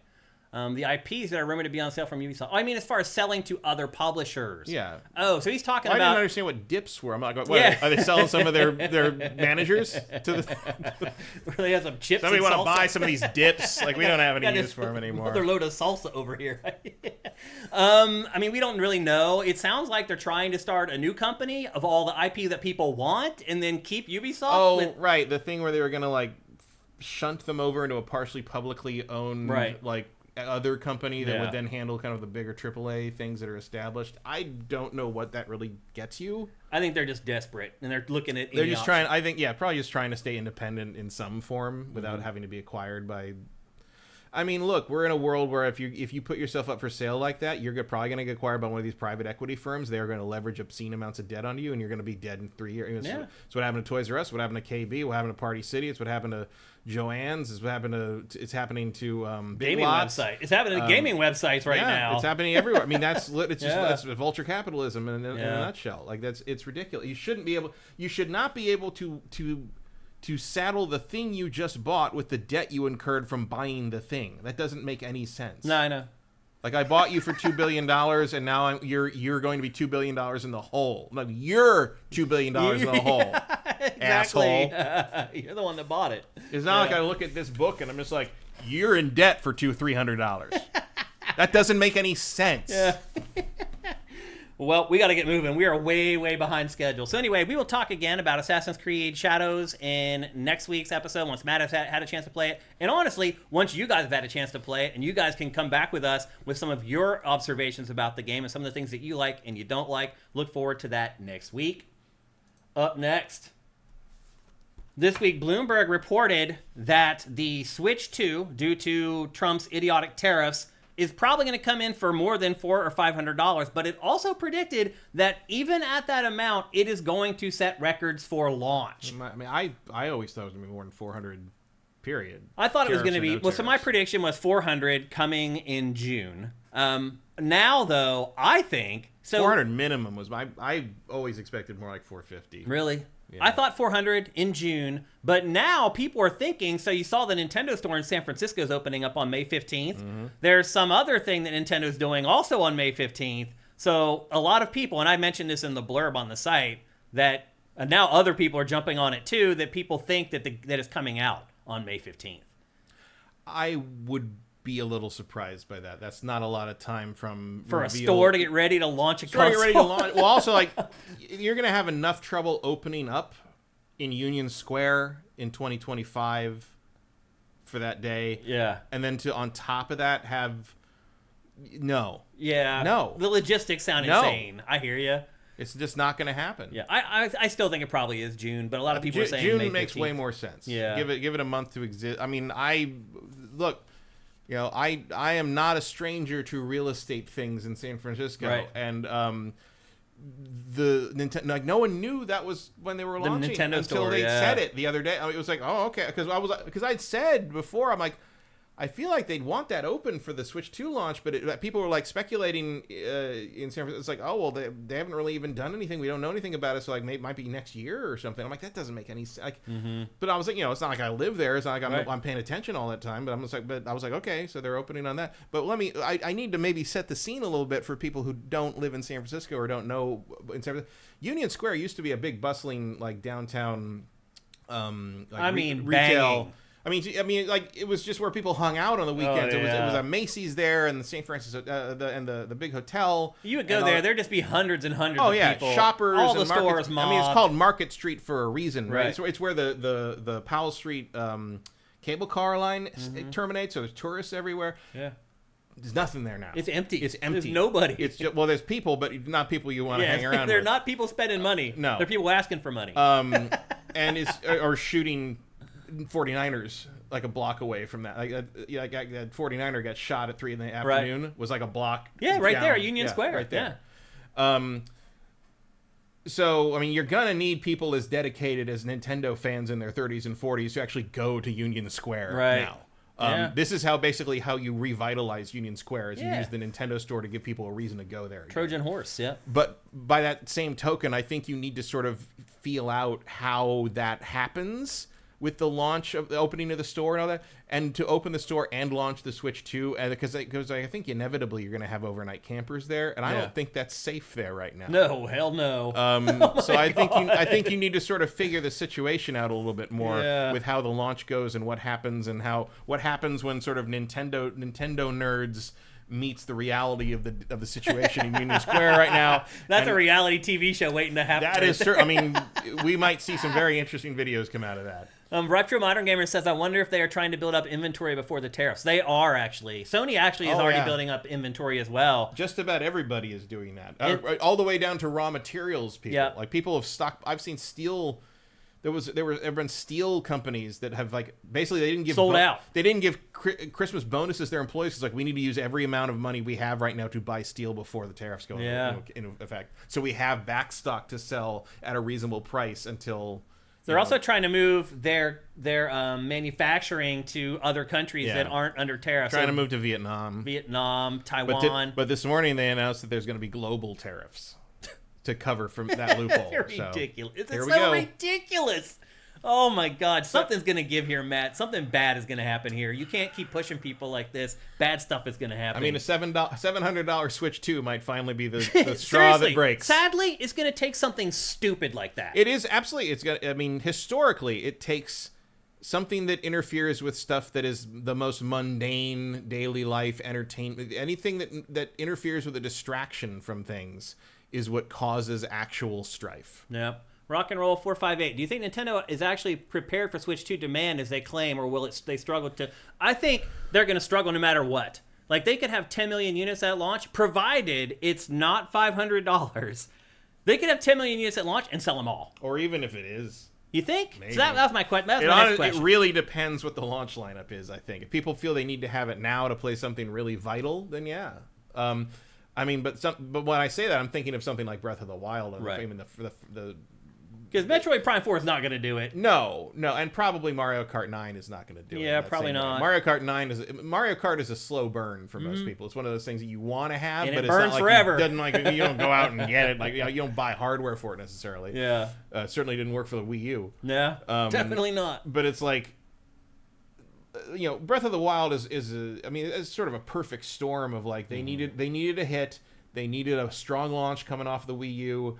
They waited a long time for a new Zelda. And it's like, so you had a strong new idea for the system, but then on top of that, you had a game that nobody could say no to.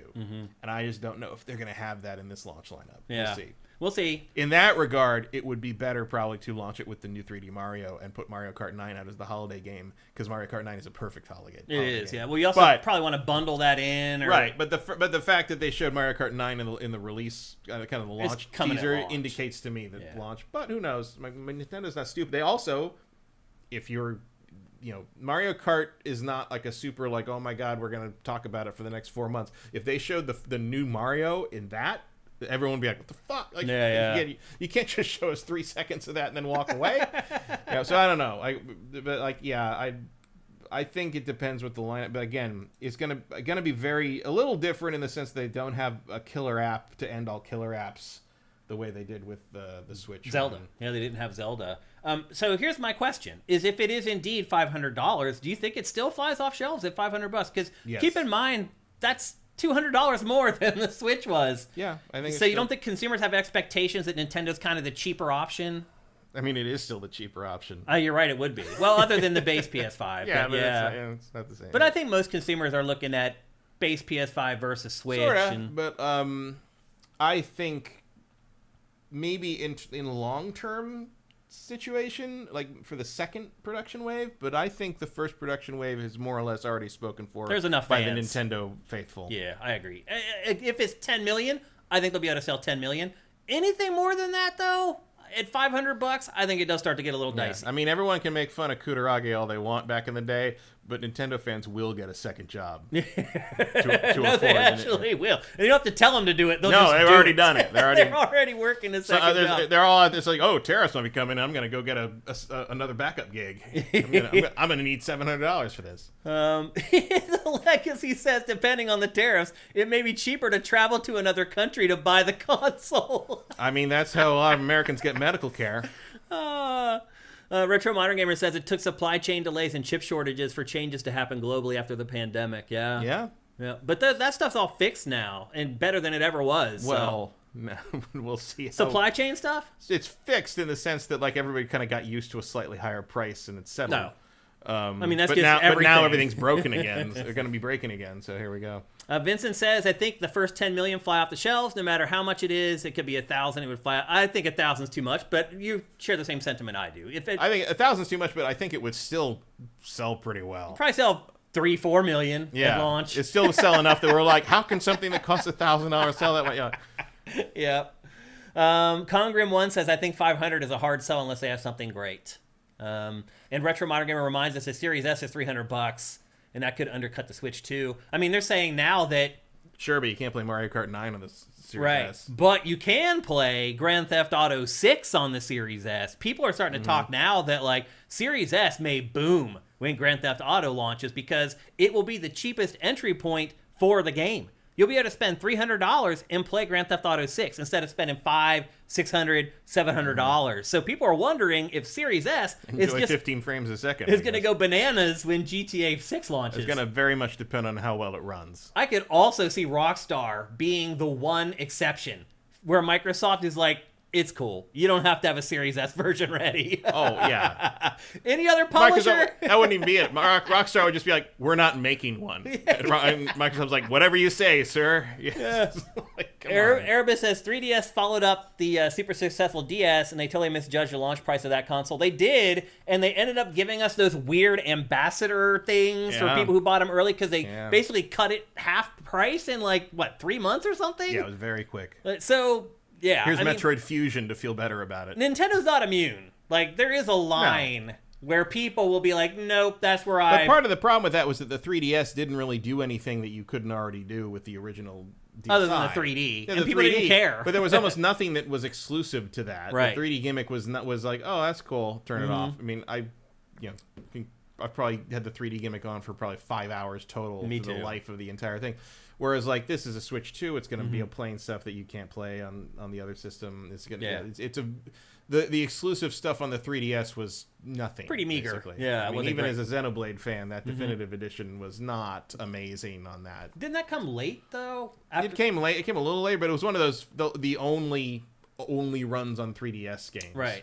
Well, it was the only runs on that 3DS that had the analog nub on it. Yeah. Whatever that one was called. The very last one, basically. The XL. XL or something like that. Yeah. Like, Nintendo has not always been able to find a way to transition from... Bless you. Bless you. From similar hardware to similar hardware, but Yeah.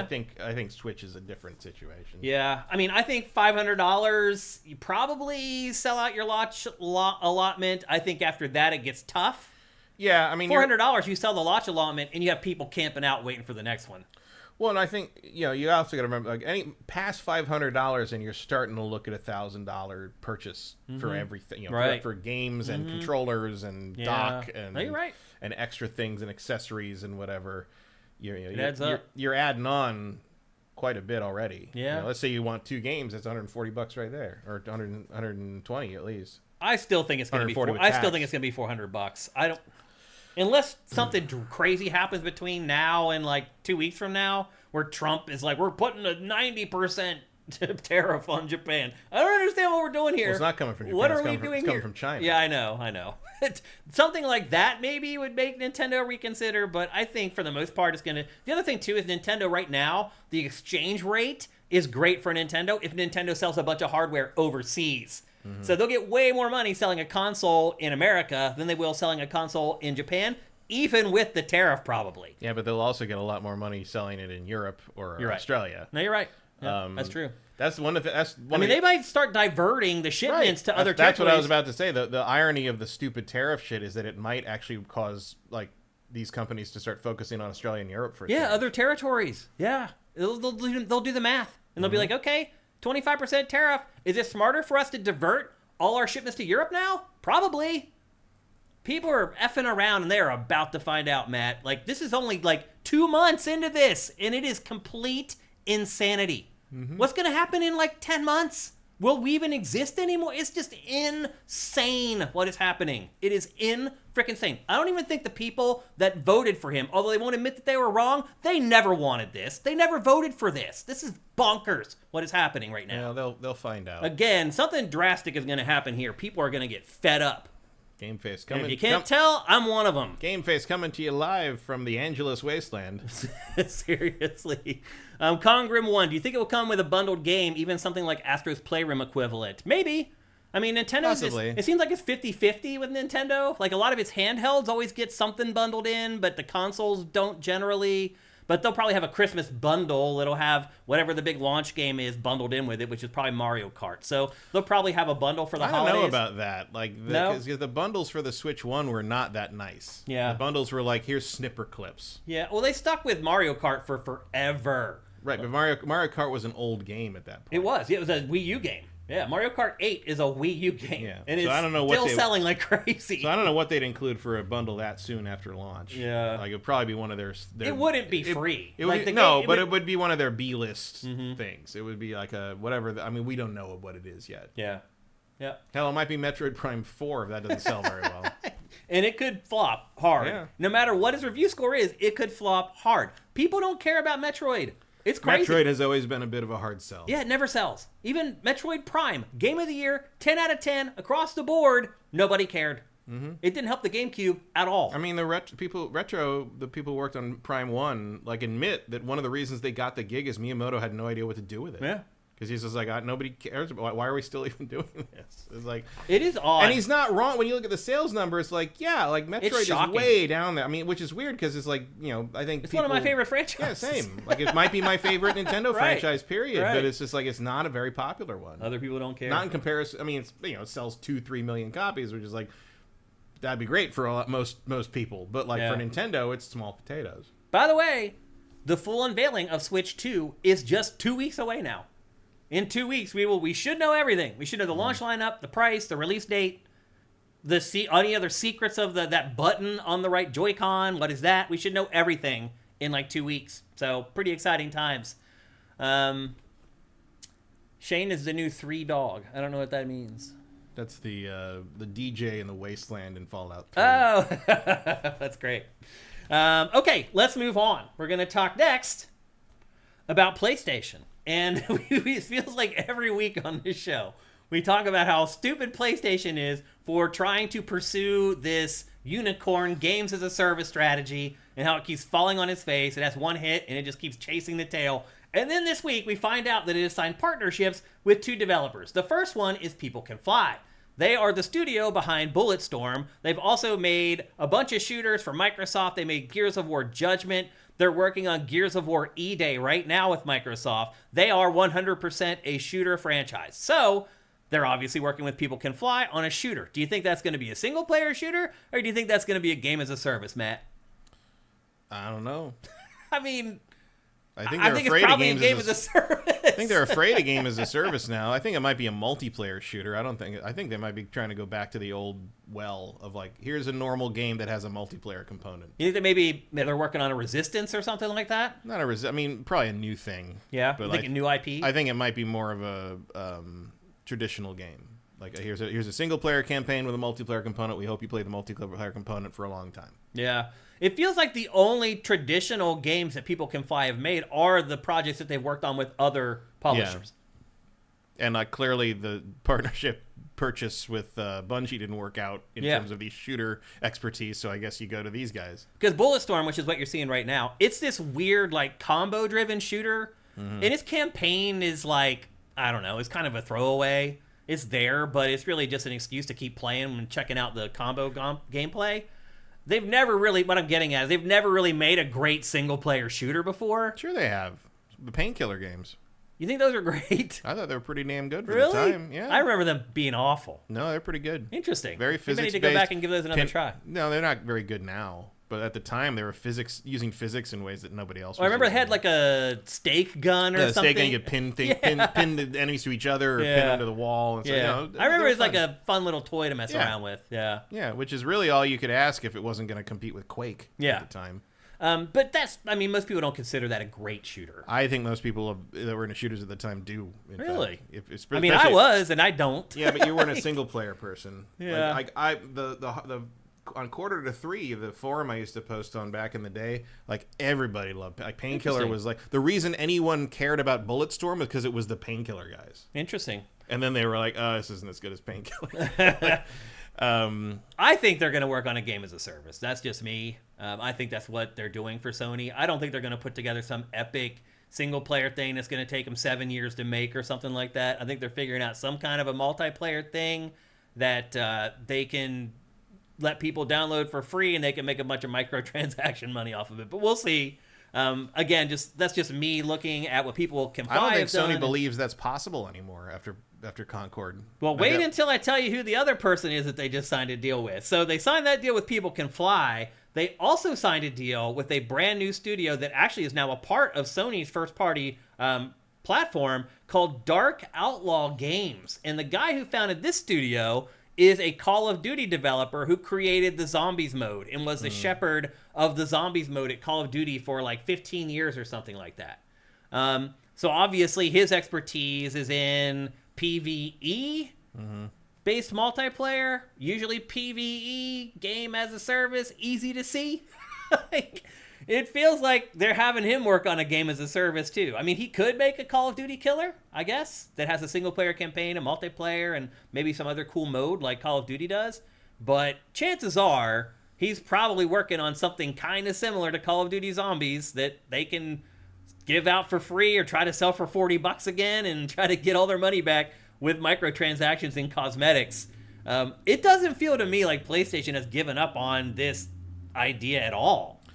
It sure seems like they gave up on all the stuff they had going. Right. They canceled all that stuff that was based on big IP and had pretty good developers working on it too. And now all of a sudden they're going to let this new studio work on a new IP, and People Can Fly work on new IP. I mean, let's be honest. Or they're making Days Gone the co-op shooter. Yeah. To your point, Matt, to be fair, Sony's terrible at first-person shooters. It's never made a really successful first-person shooter franchise. So maybe they are working with these partners to try to make that happen finally. It's possible, for sure. I mean, they still have. I wonder if there's some kind of internal belief that like COD is going away when that contract is up. That Microsoft would pull back on that. From PlayStation, you mean? Yeah. It doesn't seem like they would. Certainly doesn't seem like it's in their I mean, they're putting everything. I mean, they're making so much money off of it. Why would they do that? PlayStation, and there's rumblings again of a Starfield PS5 coming. Like, yeah, I mean that's happening. There was a Starfield logo on a website this week, or a PlayStation logo on the Starfield website this weekend. I mean, it's coming. It's happening. When? Who knows? But that sucker's coming to PlayStation. There's no doubt about it. I mean, I guess if I look at it from the perspective of this is a sort of a gaping hole in Sony's first-party output. They don't have great first-person shooters. They need them. They also don't have a great point-and-click adventure game. Who cares? That's true, yeah. It's like, but those don't sell like Call of Duty. But you don't have to have everything. No, you're right. I mean, how much good money you want to throw after bad at a certain point? That's a good point. And let's be honest, PlayStation's never had a great shooter franchise, and it's done just fine. You want a great shooter? Make another Ratchet and Clank. Yeah, I mean, those are great shooters. Yeah. They are. Retro Modern Gamer says, funny they need other companies to make shooter games when they have Bungie. Well, they got Bungie working on Marathon and something else. I mean, they're still doing Destiny as well. It's right, they're also working on Destiny 2. Yep. Erebus says, to be fair, Sony's mistake wasn't trying to make live service games. It was putting all their eggs into multiple live service games, all things in moderation. If they'd been a little more judicious about what they were doing, Helldivers was great. It did well. Helldivers did great. I mean, canceling... Helldivers also getting a board game. Yeah. That went up this week. That's crazy. By the same people who did the Elden Ring board game. Canceling The Last of Us Online don't need to happen. Seemed really stupid. Like, having Naughty Dog work on something for like 2 or 3 years and cancel it is really dumb. I mean, it's just sunk cost fallacy at that point. Yeah, it's just every report is that like it was awesome. Like Shuhei was like, man, I played it. It was freaking great. Like, I don't understand why they canceled it. I mean, they canceled it because Naughty Dog didn't want to do it. It didn't want to have to maintain a game as a service. And so what? Let Naughty Dog launch the game, hand it to Nix's or something to handle all the other stuff. I don't know. Yeah, what's Ben doing? Right. Exactly. What is Ben doing? Nobody knows. So anyway, it's interesting to watch PlayStation kind of double down on shooters, whether they're going to be games as a service shooters or not. Who really knows? But it does look like PlayStation is at least trying to make a push into that direction. Because my guess is even Jade's game, even though we haven't seen any gameplay, I'm guessing that's a third-person game. Fair Games. Fair Games. Yeah. I'm guessing that's third person. We don't know yet, but just looking at her history, it feels like she always works in the third person. So we'll see. But anyway, if you are a PlayStation owner and you're like, damn, man, I can't ever get an exclusive shooter worth playing, maybe that's going to change in the near future. And maybe Marathon is that game as well. Maybe Marathon ends up being awesome. Who knows? Maybe. It's hard to say. Like, the other thing that I thought was interesting that I've seen, and it's in relation to Marathon as well, but like it was more specifically in the finals. People were talking about the finals, and a bunch of people saying like that one of the reasons they haven't played is because they think the art style is repulsive. Oh, really? Which I thought was interesting because I would never have I mean, I don't think the art style is yeah, it's a little dull, but it wouldn't like stop me from playing anything.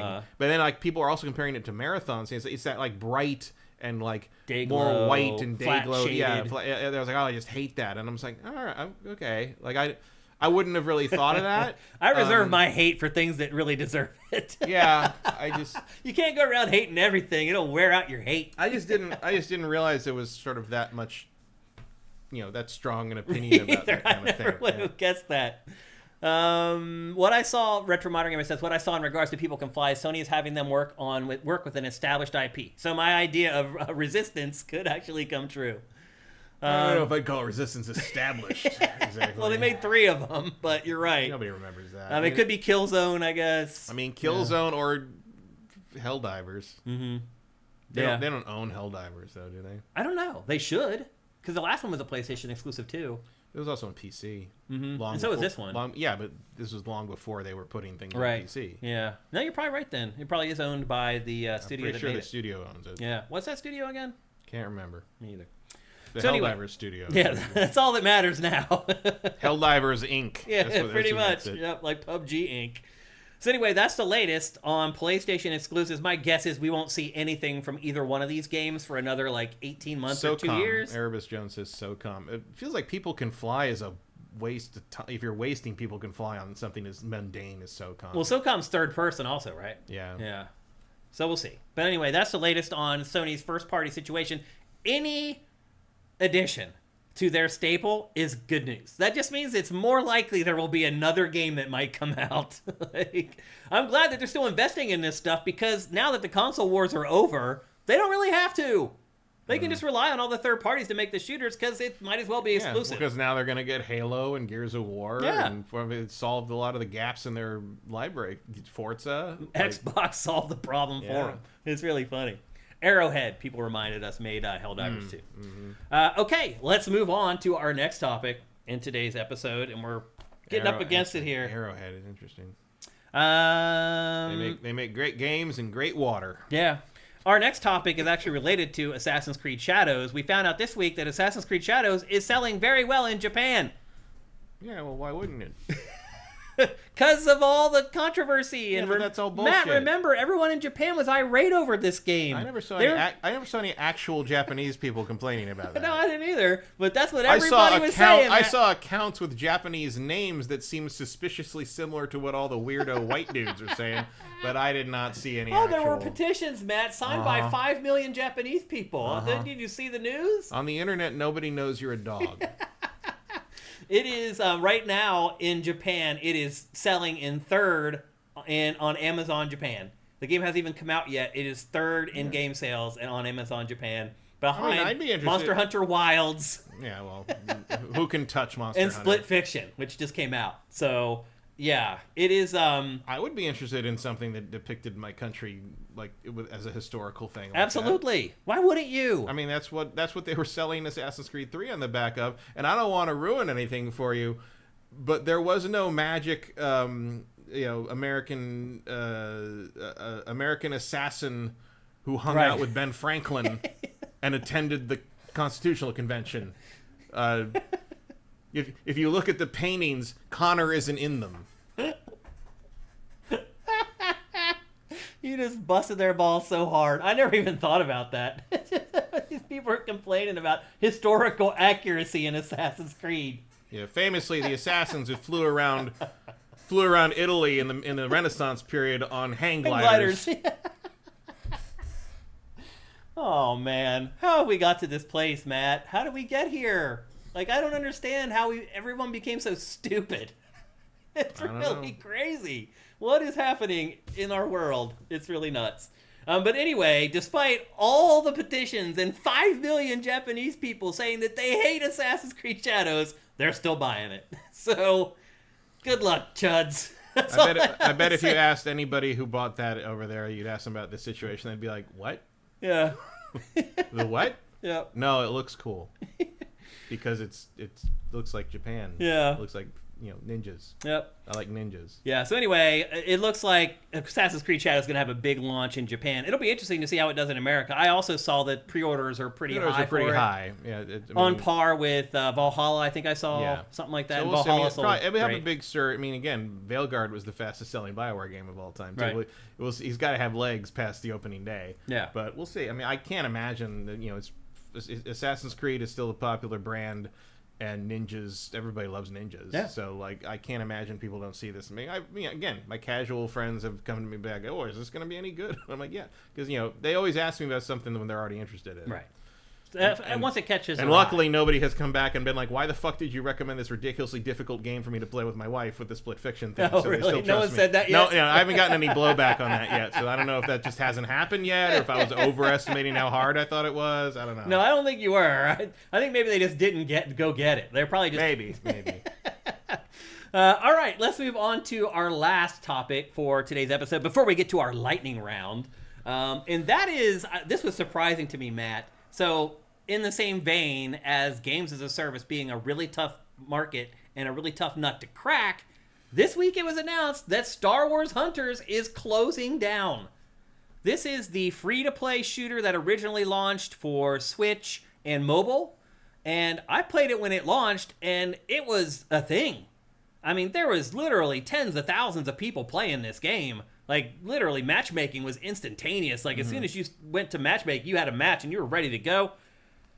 And it's over. 9 months after it launched, it has been canceled. I think it's May something, maybe May 15th. They're shutting it down for good. Are you shocked at this, Matt? I actually, look, This wasn't great, but I did enjoy it. I stuck with it even after we talked about it on GameFace. I would play it every once in a while at night when I was had a couple minutes. I'd be I'll play a match or whatever. And it kept going strong. There must have been a massive fall off at some point for this, audience-wise. Just in October. Last update's April. So the last update's April. They shut it all. The servers down in October. Yeah. Okay. So that's what I was getting, the April date, I guess. Why are you not surprised? It's Star Wars, and it's a fun shooter. Star Wars is not a guarantee. This looks terrible. Like, I only played it because you liked it enough, and it was free, so I tried it, and it was fine. Yeah. But it's not anything that interests me, really, in terms of Star Wars. It has no recognizable characters in it. No stars, quote unquote. It's only on the Switch or on mobile, and if you're playing on mobile, you're going to be at a huge disadvantage if you're playing against Switch people. And the prices on things are insane. Like, to get the skins and stuff, like it's absurd. Like $20 for some of the stuff. Well, that'll kill it. Like, that's dumb. What the hell? And I also, the fact that it didn't make it onto any other platforms in the intervening year was sort of a sign to me that, like, clearly they're not sticking with this. The ultimates were just like are screen clear. Like, it reminded me of, and this is a really mean thing to say about it. I don't think it's as bad as what I'm about to like compare it to, but it reminded me of Star Wars Demolition, the Twisted Metal ripoff, where you played that and you're like, well, I can tell whoever made this has played Twisted Metal, but that's about as far as I'll go. But they haven't figured out why people like Twisted Metal. People like Twisted. Look, I never figured out why people like Twisted Metal. I hate those. Yeah, I'm not a fan either. But even I, playing Star Wars Demolition, could be like, okay, this is not remotely as good as these, or Vigilante 8, or Interstate 76, or any of these other, the pinnacles, so to speak, if you want to use that word of the car combat genre.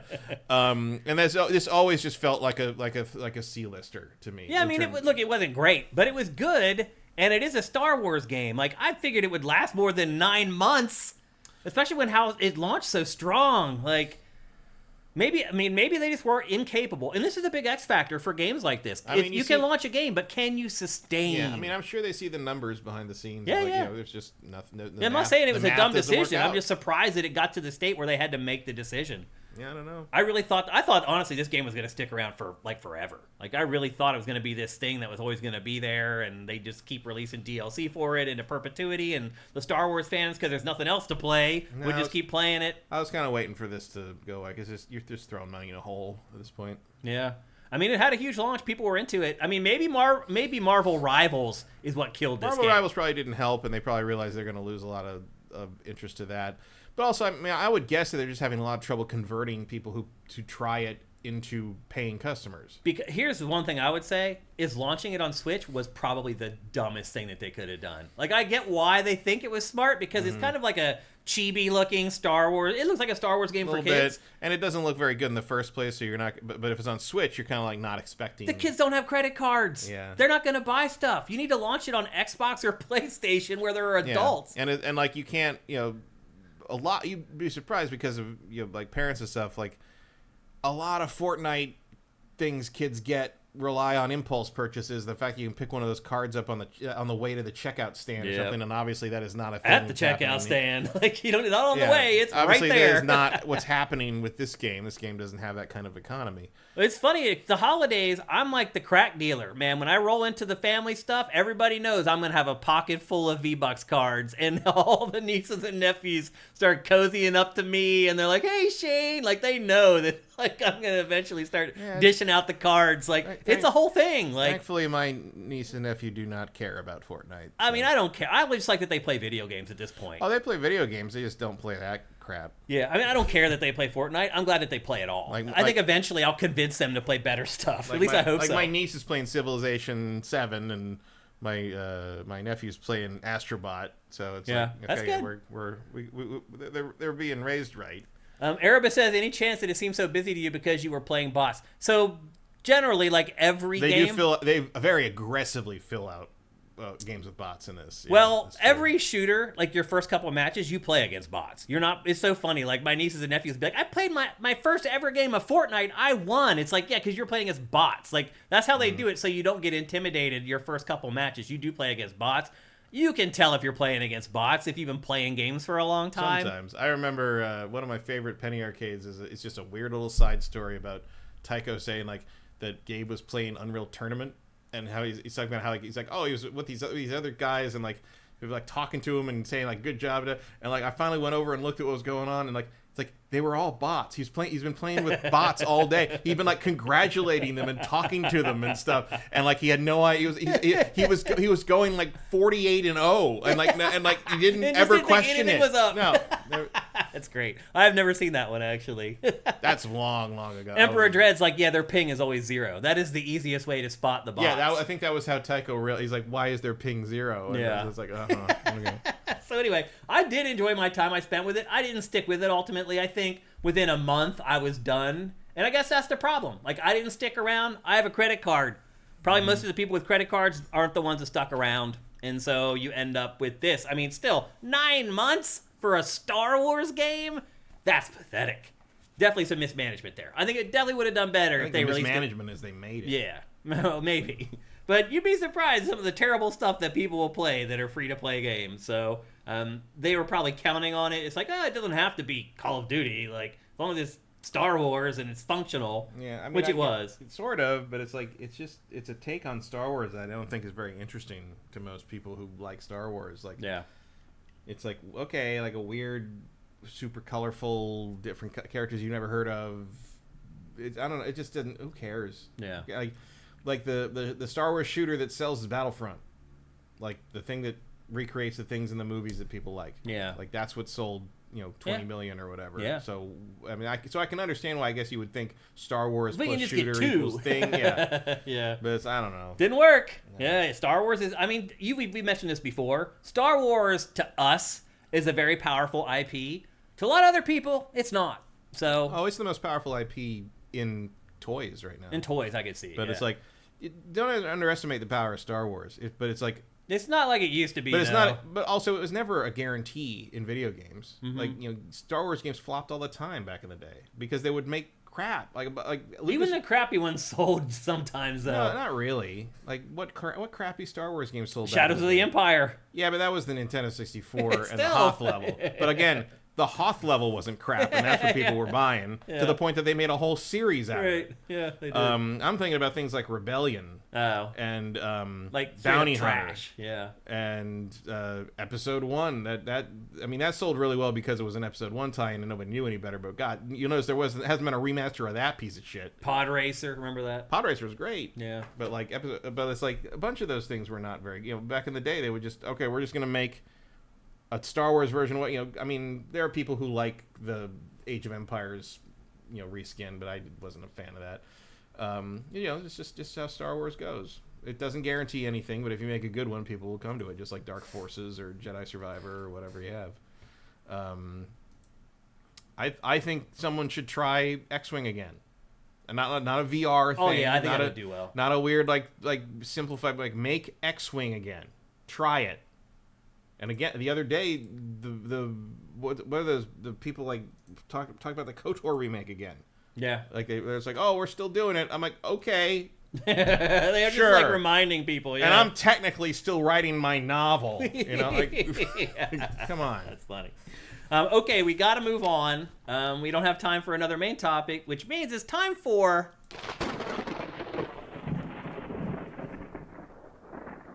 That's right. It's time for the lightning round where we go through the topics that I have gathered for an episode of GameFace that we're not going to get to, so I'm not wasting my work, basically. Let me get the right upper third there. It is the lightning round where I have like a handful of topics and Matt and I go through them very quickly. First up, Matt, are you ready for the lightning round? Yeah. First up, Life is Strange double exposure flopped. Mm-hmm. Are you surprised by that at all? Not really. It might be time to put that series to bed. You think so? Yeah. Obviously, it's moved on to new developers at this point. They're not the same people who've been working on it all along. Mm-hmm. I think that's part of the problem. Do you think the IP is still valuable, though? Do you think maybe, like, Don't Nod could, like, buy it back and it's worth salvaging? No. No? I think it's better to move on. Why do you think it's died?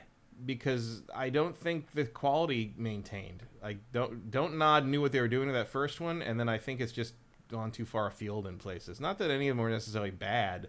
But Double Exposure was good. But they weren't, like, on point in the same way that first one was. They weren't special in that way. I knew it was going to flop, though. I could just tell by the data on SIFTD. Nobody was checking out any coverage of it. Like, It's people barely didn't care. been mentioned. it's kind of hard to tell that it's a direct follow-up to the original with Max and such. And part of that is because they've done like 3 games that weren't that. So no one's expecting it to be that. Yeah. Like, if Life is Strange had stuck more closely to the Max and Chloe story and that kind of world, I think it would have held an audience more strongly. But like, Life is Strange 2 kind of told a totally different story, which was good, but completely unrelated, except for a quick crossover with a certain character. And then True Colors, which I liked, was totally different too. And you think people are just over the angsty teen choose your own adventure? I think you are kind of making games for a teenager that is now 30. Right. You know? And actually, I think the smarter thing, I think Don't Nod picked up on it better, where it's like, okay, we're going to tell the angsty teenager story. We're going to tell it from the point of view of someone who's 30 going back to that time. Right. Because that's how old their damn audience is now. Yeah, you're right. So I think the lesson here is Don't Nod is a lot smarter than you. All right. Next up, it was discovered this week that the SNES, the Super Nintendo hardware, is running faster as it gets older. That's bizarre. Big deal or not? It's just sort of silly. It's just sort of funny. It's a big deal for speedrunners. Yeah, I guess so. Because you can shave off 100th of a second, 10th of a second here and there. You can set the record now. Yeah. How does that work now? If they're consistently getting faster as time goes on, Matt, do you get to a place where speedrunners only accept records from emulators eventually? Or like FPGA, maybe. Yeah. I don't know. Like, I don't know how drastic the speed increase is. It's very minimal. gradual, but it is increasing over time. It's something with how they build it. Like, it just slowly is. Its clock speed is slowly increasing over time. It's so weird. It's like there's literally a ghost in the machine. The Super Nintendo is all trying to hit the singularity at some point. It sounds like it. Next up, something we mentioned earlier. A PlayStation logo was spotted on the Starfield website this weekend. Big deal or not? I mean, I guess big deal for PlayStation fans who still want to play that game for some reason. Yeah. I mean, why wouldn't they? Yeah, I mean, because it's not that great. I enjoyed it. I liked it. I had a really good time with it. But it's like, I would struggle to recommend it to somebody else. Really? Yeah. I wouldn't. I would. I think it's a fairly disappointing They don't know that it was supposed to be awesome, though.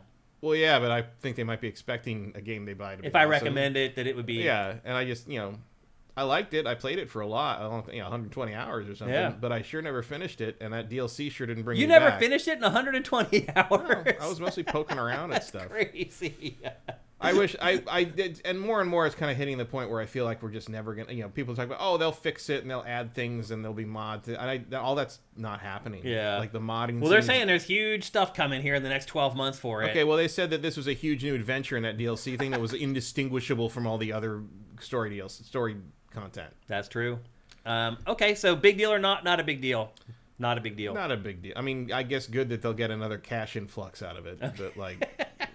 I mean, if it helps them make more content for the game, then that's cool. If it somehow justifies, I don't know, put a fucking alien in it or something. How about something? Do something. Seriously, God damn. I agree with that. I think that's something. Make the space stuff matter. I don't know. Yeah. Like, there's a lot of opportunity for them to do stuff with that game. It's still bonkers to me that the space sections of Outlaws feel more integrated into the world than the space sections in Starfield. Because once you've visited a planet, you just start, like, as soon as you can fast travel back and forth, you never need to go into space ever again. And that's true of Outlaws as well. But I go into space sometimes because I think it's cool to watch her fly up in space or fly down. And then I get to fly around, I blow some TIE fighters up, and I jump to hyperspace, which I always love because you got to hit both trains. Like, there's nothing that tactile in all of Starfield, and it's fucking bonkers. You're right. Yeah, I agree.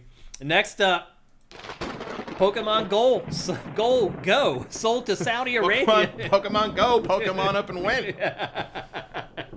Pokemon Go sold to Saudi Arabia for $3.5 billion. Big deal or not? I mean, pretty good deal if you were the one selling it. You think it's a good deal? 3.5 billion? But I mean, they generate like 1.5 billion every year from the game. Yeah, but now you don't have to fucking deal with that anymore. I mean, that's what Niantic is saying, is it's like, you know what? We're sick of dealing with this. You know what? If you give us $3.5 billion to not have to talk to Pokemon fans anymore, sold. That's what it is. Because it is a license to print money. Yeah. They could have made that 3.5 back in 2 years. Yeah. They just don't want to deal with it anymore. But the psychic cost. Seriously, it's pretty crazy.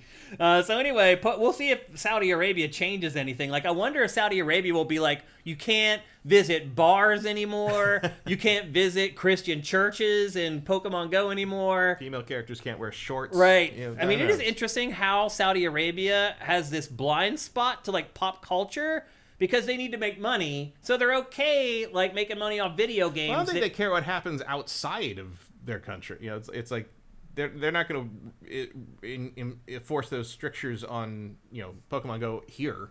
Like, but they might. They could. They could, but I don't. They know that's bad business. Right, but that's my point. Is that they're sacrificing their beliefs to make money? They're like, oh, well, that's not sacrificing their beliefs if they know we don't believe it. I guess. I don't know. It's interesting, but Saudi Arabia bought Pokemon Go for $3.5 billion. It'll be interesting to see if there are any changes. And then our final story for the lightning round. Retailers have started opening up Pokemon trading card game boxes to keep scalpers from basically terrorizing children. I saw a video on social media this week where literally 2 grown men were fighting each other at a Pokemon card kiosk to be the first person to be able to get the cards out of the thing after they had just restocked it. Like, that's where this is all at. And so stores have started cracking open the boxes so that they can't go and try to sell them as unopened and resell them and make a ton of money. Big deal or not? I mean, not. Yeah. Because who gives a shit? Well, if you have kids who collect sure. Pokemon cards. I mean, like, but they don't care about whether the box is open or not. I mean, the only people who would care about this are the weirdos who want to get the rare cards, and I don't give a shit about that. So, no, it's not a big deal because the only people really affected by it are a bunch of weirdos. The crazy thing is that, did you see that video, by the way? Where the one guy's trying to block the other dude out and to keep him away from the machine. I didn't see that. I saw the guys fighting each other over the Pokemon Zeta launch thing a few weeks ago. Yeah, I didn't see the one you're These talking people look normal. Like, you could just walk down the street and they're crazy. Well, because they're scalpers, not Pokemon fans. Yeah, right. They're just trying to make money. And, like, that's the thing is, like, you know, and again, like, I've seen that where they're opening the boxes and they're mixing all the packs up so you can't tell where anything is. I mean, look, man, that's always been a thing. Like, I worked in a game store, the game trading card, comic book, arcade, porn rental shop when I was in high school, we used to do that because, like, you would compare. And you weren't supposed to tell people, but he would have, like, the owner would have me in the back, like, going through the open boxes of, like, the trading cards and trying to find the rares. Yeah, because the rares were usually like holograms or they were thicker. So you would put the packs next to each other and flatten them, and the taller one was the one with it. And we take those, open them, and sell the fucking thing in the case for like $50. It was all a scam. Yeah. So they've done. So big deal. They've gotten a lot. No, they've gotten a lot better about. You can't do that anymore. Like, they're much better about. I mean, you can't tell. You can't tell from feel. You can't tell from that. You can't tell by weight anymore. That's crazy. They started packing in extra because you always have the same number of cards in a pack, but they'll pack like throwaway nothing cards or like little like here's how to play Magic, right. or a little slip of paper to or keep something. all the packs the same weight in case the foil like makes it heavier. I mean, and it's all to foil. I don't know, pun intended. It's all to foil these fucking scalpers and weirdos. Yeah. And you see people that don't understand how it works, like with the Pokemon stuff. That's the irony is like. People talking about like, oh, is it better to keep the box, like the collector booster box of Magic or Pokemon or Yu-Gi-Oh! Sealed? And it's like, no, you will always get more value out of the cards open. Like the cards are worth more than the box. Than so the you don't know what's in there. Because you don't know what's in there. But inside that collector booster box would be a $700 card. Right. You don't know. Yeah. But no, there isn't. The answer to that is no, there isn't. And we should come back to this at some point in a later, or closer to June, when the Final Fantasy Magic the Gathering set comes out, because that has upended all the pricing for there's these things called Commander decks, which are 100 card decks that you play in a format of Magic Gathering called Commander. And they usually do 4. They've done a bunch for the Universes Beyond, which is the licensed crossover stuff, but this is the first time that the crossover set is a full standard set, legal in standard tournament play, and it's a full real. Actually, one of the expansions for Magic this year is Final Fantasy. That's never happened before. Wow. And Marvel and Avatar: The Last Airbender are going to be the same later this year. But the prices have gone up a little bit because of remember this is a lightning round, Matt. Right, because of licensing. But I want you to guess this for me, because so Commander decks generally cost $50 to $60. So they're doing the normal Commander decks. They're doing a special premium Commander deck, like special, everything's a foil card in the Final Fantasy Commander deck thing. Guess how much the set of 4 is going for on pre-orders? And pre-orders? Wait, ordering them officially or like secondhand on eBay? There is no set price for Magic cards. Oh, I didn't know that. The MSRP kind of exists, but stores can set their own prices. I'm going to say $300. No. How much? $1,400. Oh my god. I'm in the wrong business. We all are. 1,400. Eve Demon guessed 200. to pre-order right now, to pre-order a collector booster box, which is 12 packs of all foil cards. They're always very expensive because they might have the really valuable cards in them. To pre-order a collector booster box for the Final Fantasy set costs more than a PlayStation 5. $650. Wow. So, yes, trading card stuff is big business. I partly understand why these guys are abusing children to get to these boxes first, because some of these new Pokemon cards are worth obscene a lot of money. There's a video of people, like, they do this video where people open packs in the store, and they're all sitting around a table, and they hold up, they don't look at them, they hold up the cards they're getting and go through them, and they judge by the people at the table's faces whether they found something good. And one guy found the best card in the new set and takes it off, and everyone at the table goes, and he goes, and you see him kind of like shaky, like he picks up because he's taking it to the counter, put it in like 14 sleeves all at once. Yeah, it's a whole other world that you don't want any part of, I assure you. And I feel sorry for kids who are into that stuff because they have to deal with this shit. And it's so hard to get your hands on something. And the kids just want the card. The kid doesn't want the $100 card. They just want to play the game. I know. It's sad. And with that, there's only one thing left to do in episode 425. And that, of course, is...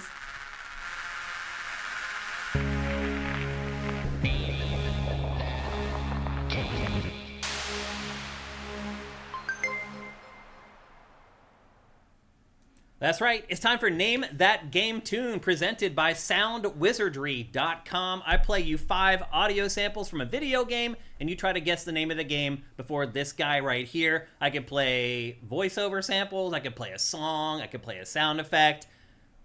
Just listen to them and try to guess the name of the game. A couple things before we get going. If you've already won this year, do not play. You can only win once per calendar year. Number 2, the chat goes into slow mode, so you can only put in one chat every 60 seconds. Do not spam the chat with game titles. You will not win. And then lastly, I hope that you're a PC player, because if you win a PC game. And if you don't play PC games, don't play. We want to give the code to somebody who's actually going to use it.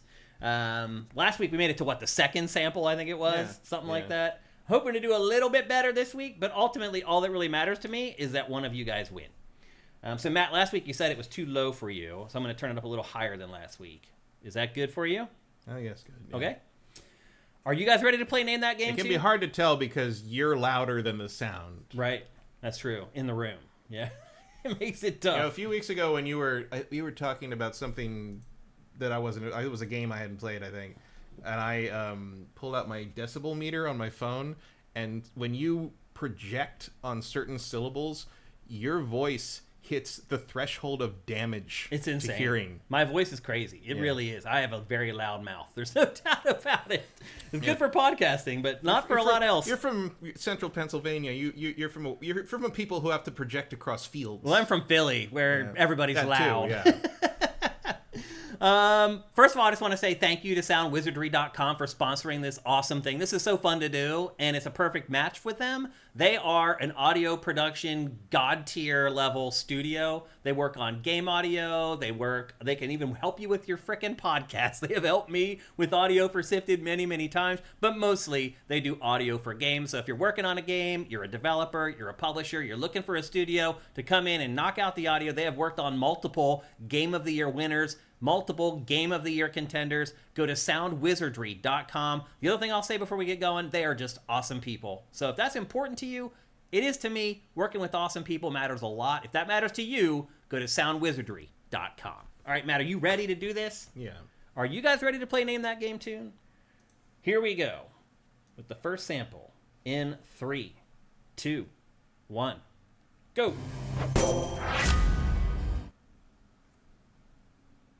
I'll play it one more time.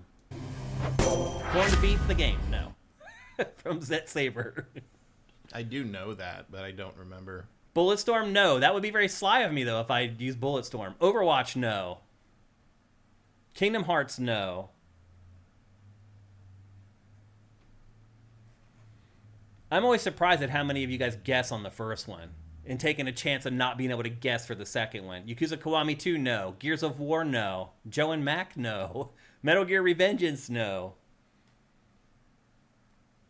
Any other guesses on that first one before we go to the second one? Stucky says, I know it. Did you win already, Stucky? I think you did, actually. Elden Ring, no. Run Saber, no. I'm not sure what Run Saber is. Metal Gear Survive, no. Is that Beat Saber I'm trying to say, maybe? No, Run Saber is... I've heard of that. It's like it's an older game, I think. Never heard of it, actually. Okay, I think that's it. Any last guesses? Going once. I can picture what it is. I just can't pin the game down. I can see the... Maybe the second one. Yeah. Here we go. Death Stranding, no. Crash Bandicoot, no. Death Stranding doesn't have anything that interesting sounding in it. I played that this week to try to catch up on it. And I'm just like, it's real hard, man. It's just a back and forth. And I built 14 highways. That's what I did. And then I logged back in like 2 days later, and I had 14,000 likes from it for people using my roads. That was kind of cool. That's crazy. I like that. Dungeon Defenders, no. Borderlands, no. You guys are still guessing. How do you even remember what the sample was at this point? All right, here comes the second one. In 3. MDK, no. Here's the second one. In 3, 2, 1. Go.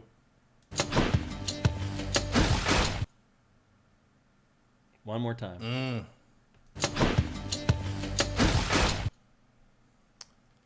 Oh, I know that. Any guesses? Immortals Phoenix Rising, no. What's that? Hatters. Hades. Hades. We have a winner. That is Hades, and that is exactly what it is. Congratulations. Do you now know that it was Hades? I knew it as soon as Commander Fett said Hatters. Well, it's interesting. Draylox guessed Bastion. Bastion was the first game that I was going to pick, and I was like, it's too obscure. Nobody will get it. Not to this crowd. I thought it was too obscure. It is not too obscure for this crowd. Maybe not. But I thought it was, and so I'm like, I'll just choose one of their other games. And sure enough, there you go. I will People still guessing. I will straight up say there is no game too obscure for this crowd. I think you're right. Yep. Let me go through the rest of them just so you guys can hear them, just so you know that they were there. Here is the third one. I don't hear anything. Really? There's nothing? No. Actually, I'm not hearing anything at all. Oh, I turned it down. Oh. Well, there's no sound. I don't even hear you. I turned it down so you can't hear. Here's number 4. And then here's number 5. You watch over things for Number me, 5 won't you, definitely boy? gives it away. It's one of the most I'd take you if I common could. voice samples from the game. So congratulations. Who won that again? Well, Commander Fett spelled it wrong, but we'll give it to you think still. We know what he's saying. Yeah, we'll give it to you still. Congratulations. The E's right next to the R. And because someone came in with it right after that, too. C-Note 51 was right behind him. Literally just like a second behind. And then Mega Drive guy got it from that, too. And then Slagathor got it, too. A lot of you guys got it from that second one. Dang. I got to do better. Congratulations, Commander Fett. You know how to reach me. You're on SIFTD all the time. But send me a DM at Shane. Send us a DM right here on Twitch, at twitch.tv/SIFTDgames. Twitter at Dinfire, Blue Sky, Shane Satterfield. Get at me. We'll get you your game. And also, by the way, I finally have a little room to breathe here tomorrow. So people who are waiting for games from the last couple episodes, your games will be going out tomorrow. I have just literally been swamped. I'm going on 4.5 hours of sleep right now. I'm surprised I'm not as more punchy than I am. All right. Well, that's going to do it for GameFace episode 425. I just want to remind everybody that we are supported 100% at patreon.com/SIFTD. Head on over there. Give us a pledge for just $4 a month. You get all our content early. For $2 a month, you get Pack Factor early. I think it's a great deal as far as gaming Patreons go. We're the only one left at $4, and we're the only ones left who really give big periods of exclusivity before the stuff goes out for free. So head to patreon.com/SIFTD. Hook us up if you can. That would be awesome. If you can't, please help us with Twitch Prime. We had the lowest Twitch Prime payout last month that we've had maybe ever. I don't know what happened. I don't know if people forgot. We did episodes. I don't know what happened. But literally, we got our Twitch payout yesterday. My eyeballs almost popped out of my head. I was like, what happened? So if you decided to stop doing it, please keep doing it. Like, we need that money. That's not like bonus cash or anything. Like, we need that to maintain operations. If you don't know what I'm talking about, head down below, look in the description on YouTube. There's step-by-step instructions on how to do that. If you're an Amazon Prime subscriber, you can give us a free $2.50 every month, but you do have to re-up it every month, which is a pain in the butt. I will give you that. I totally get it. But again, if you don't have any money and you want the show to continue and our content to continue, that's a free way to help us. And if you don't have any of that money, that's totally fine. Just review the show wherever you're consuming it. If you're watching it or listening to it, just rate the show. It takes 5 seconds to give us 5 stars and awesome exclamation point. That stuff makes a big difference. If you like the show, you want to see it continue, that's 3 ways you can help us. And one of them requires no money at all. So anyway, we'll be back next week to talk more Assassin's Creed Shadows. Hopefully you guys will jump on it. I hope I've convinced at least some of you guys to give it a chance. You should. If you've been waiting for Ninja Assassin's Creed for 15 years like a lot of people, just go buy it, because that's exactly what it is. And then we'll talk about it next week right here at twitch.tv/SIFTDgames in episode 426. So everybody, have a great week filled with great games. GameFace is up and out.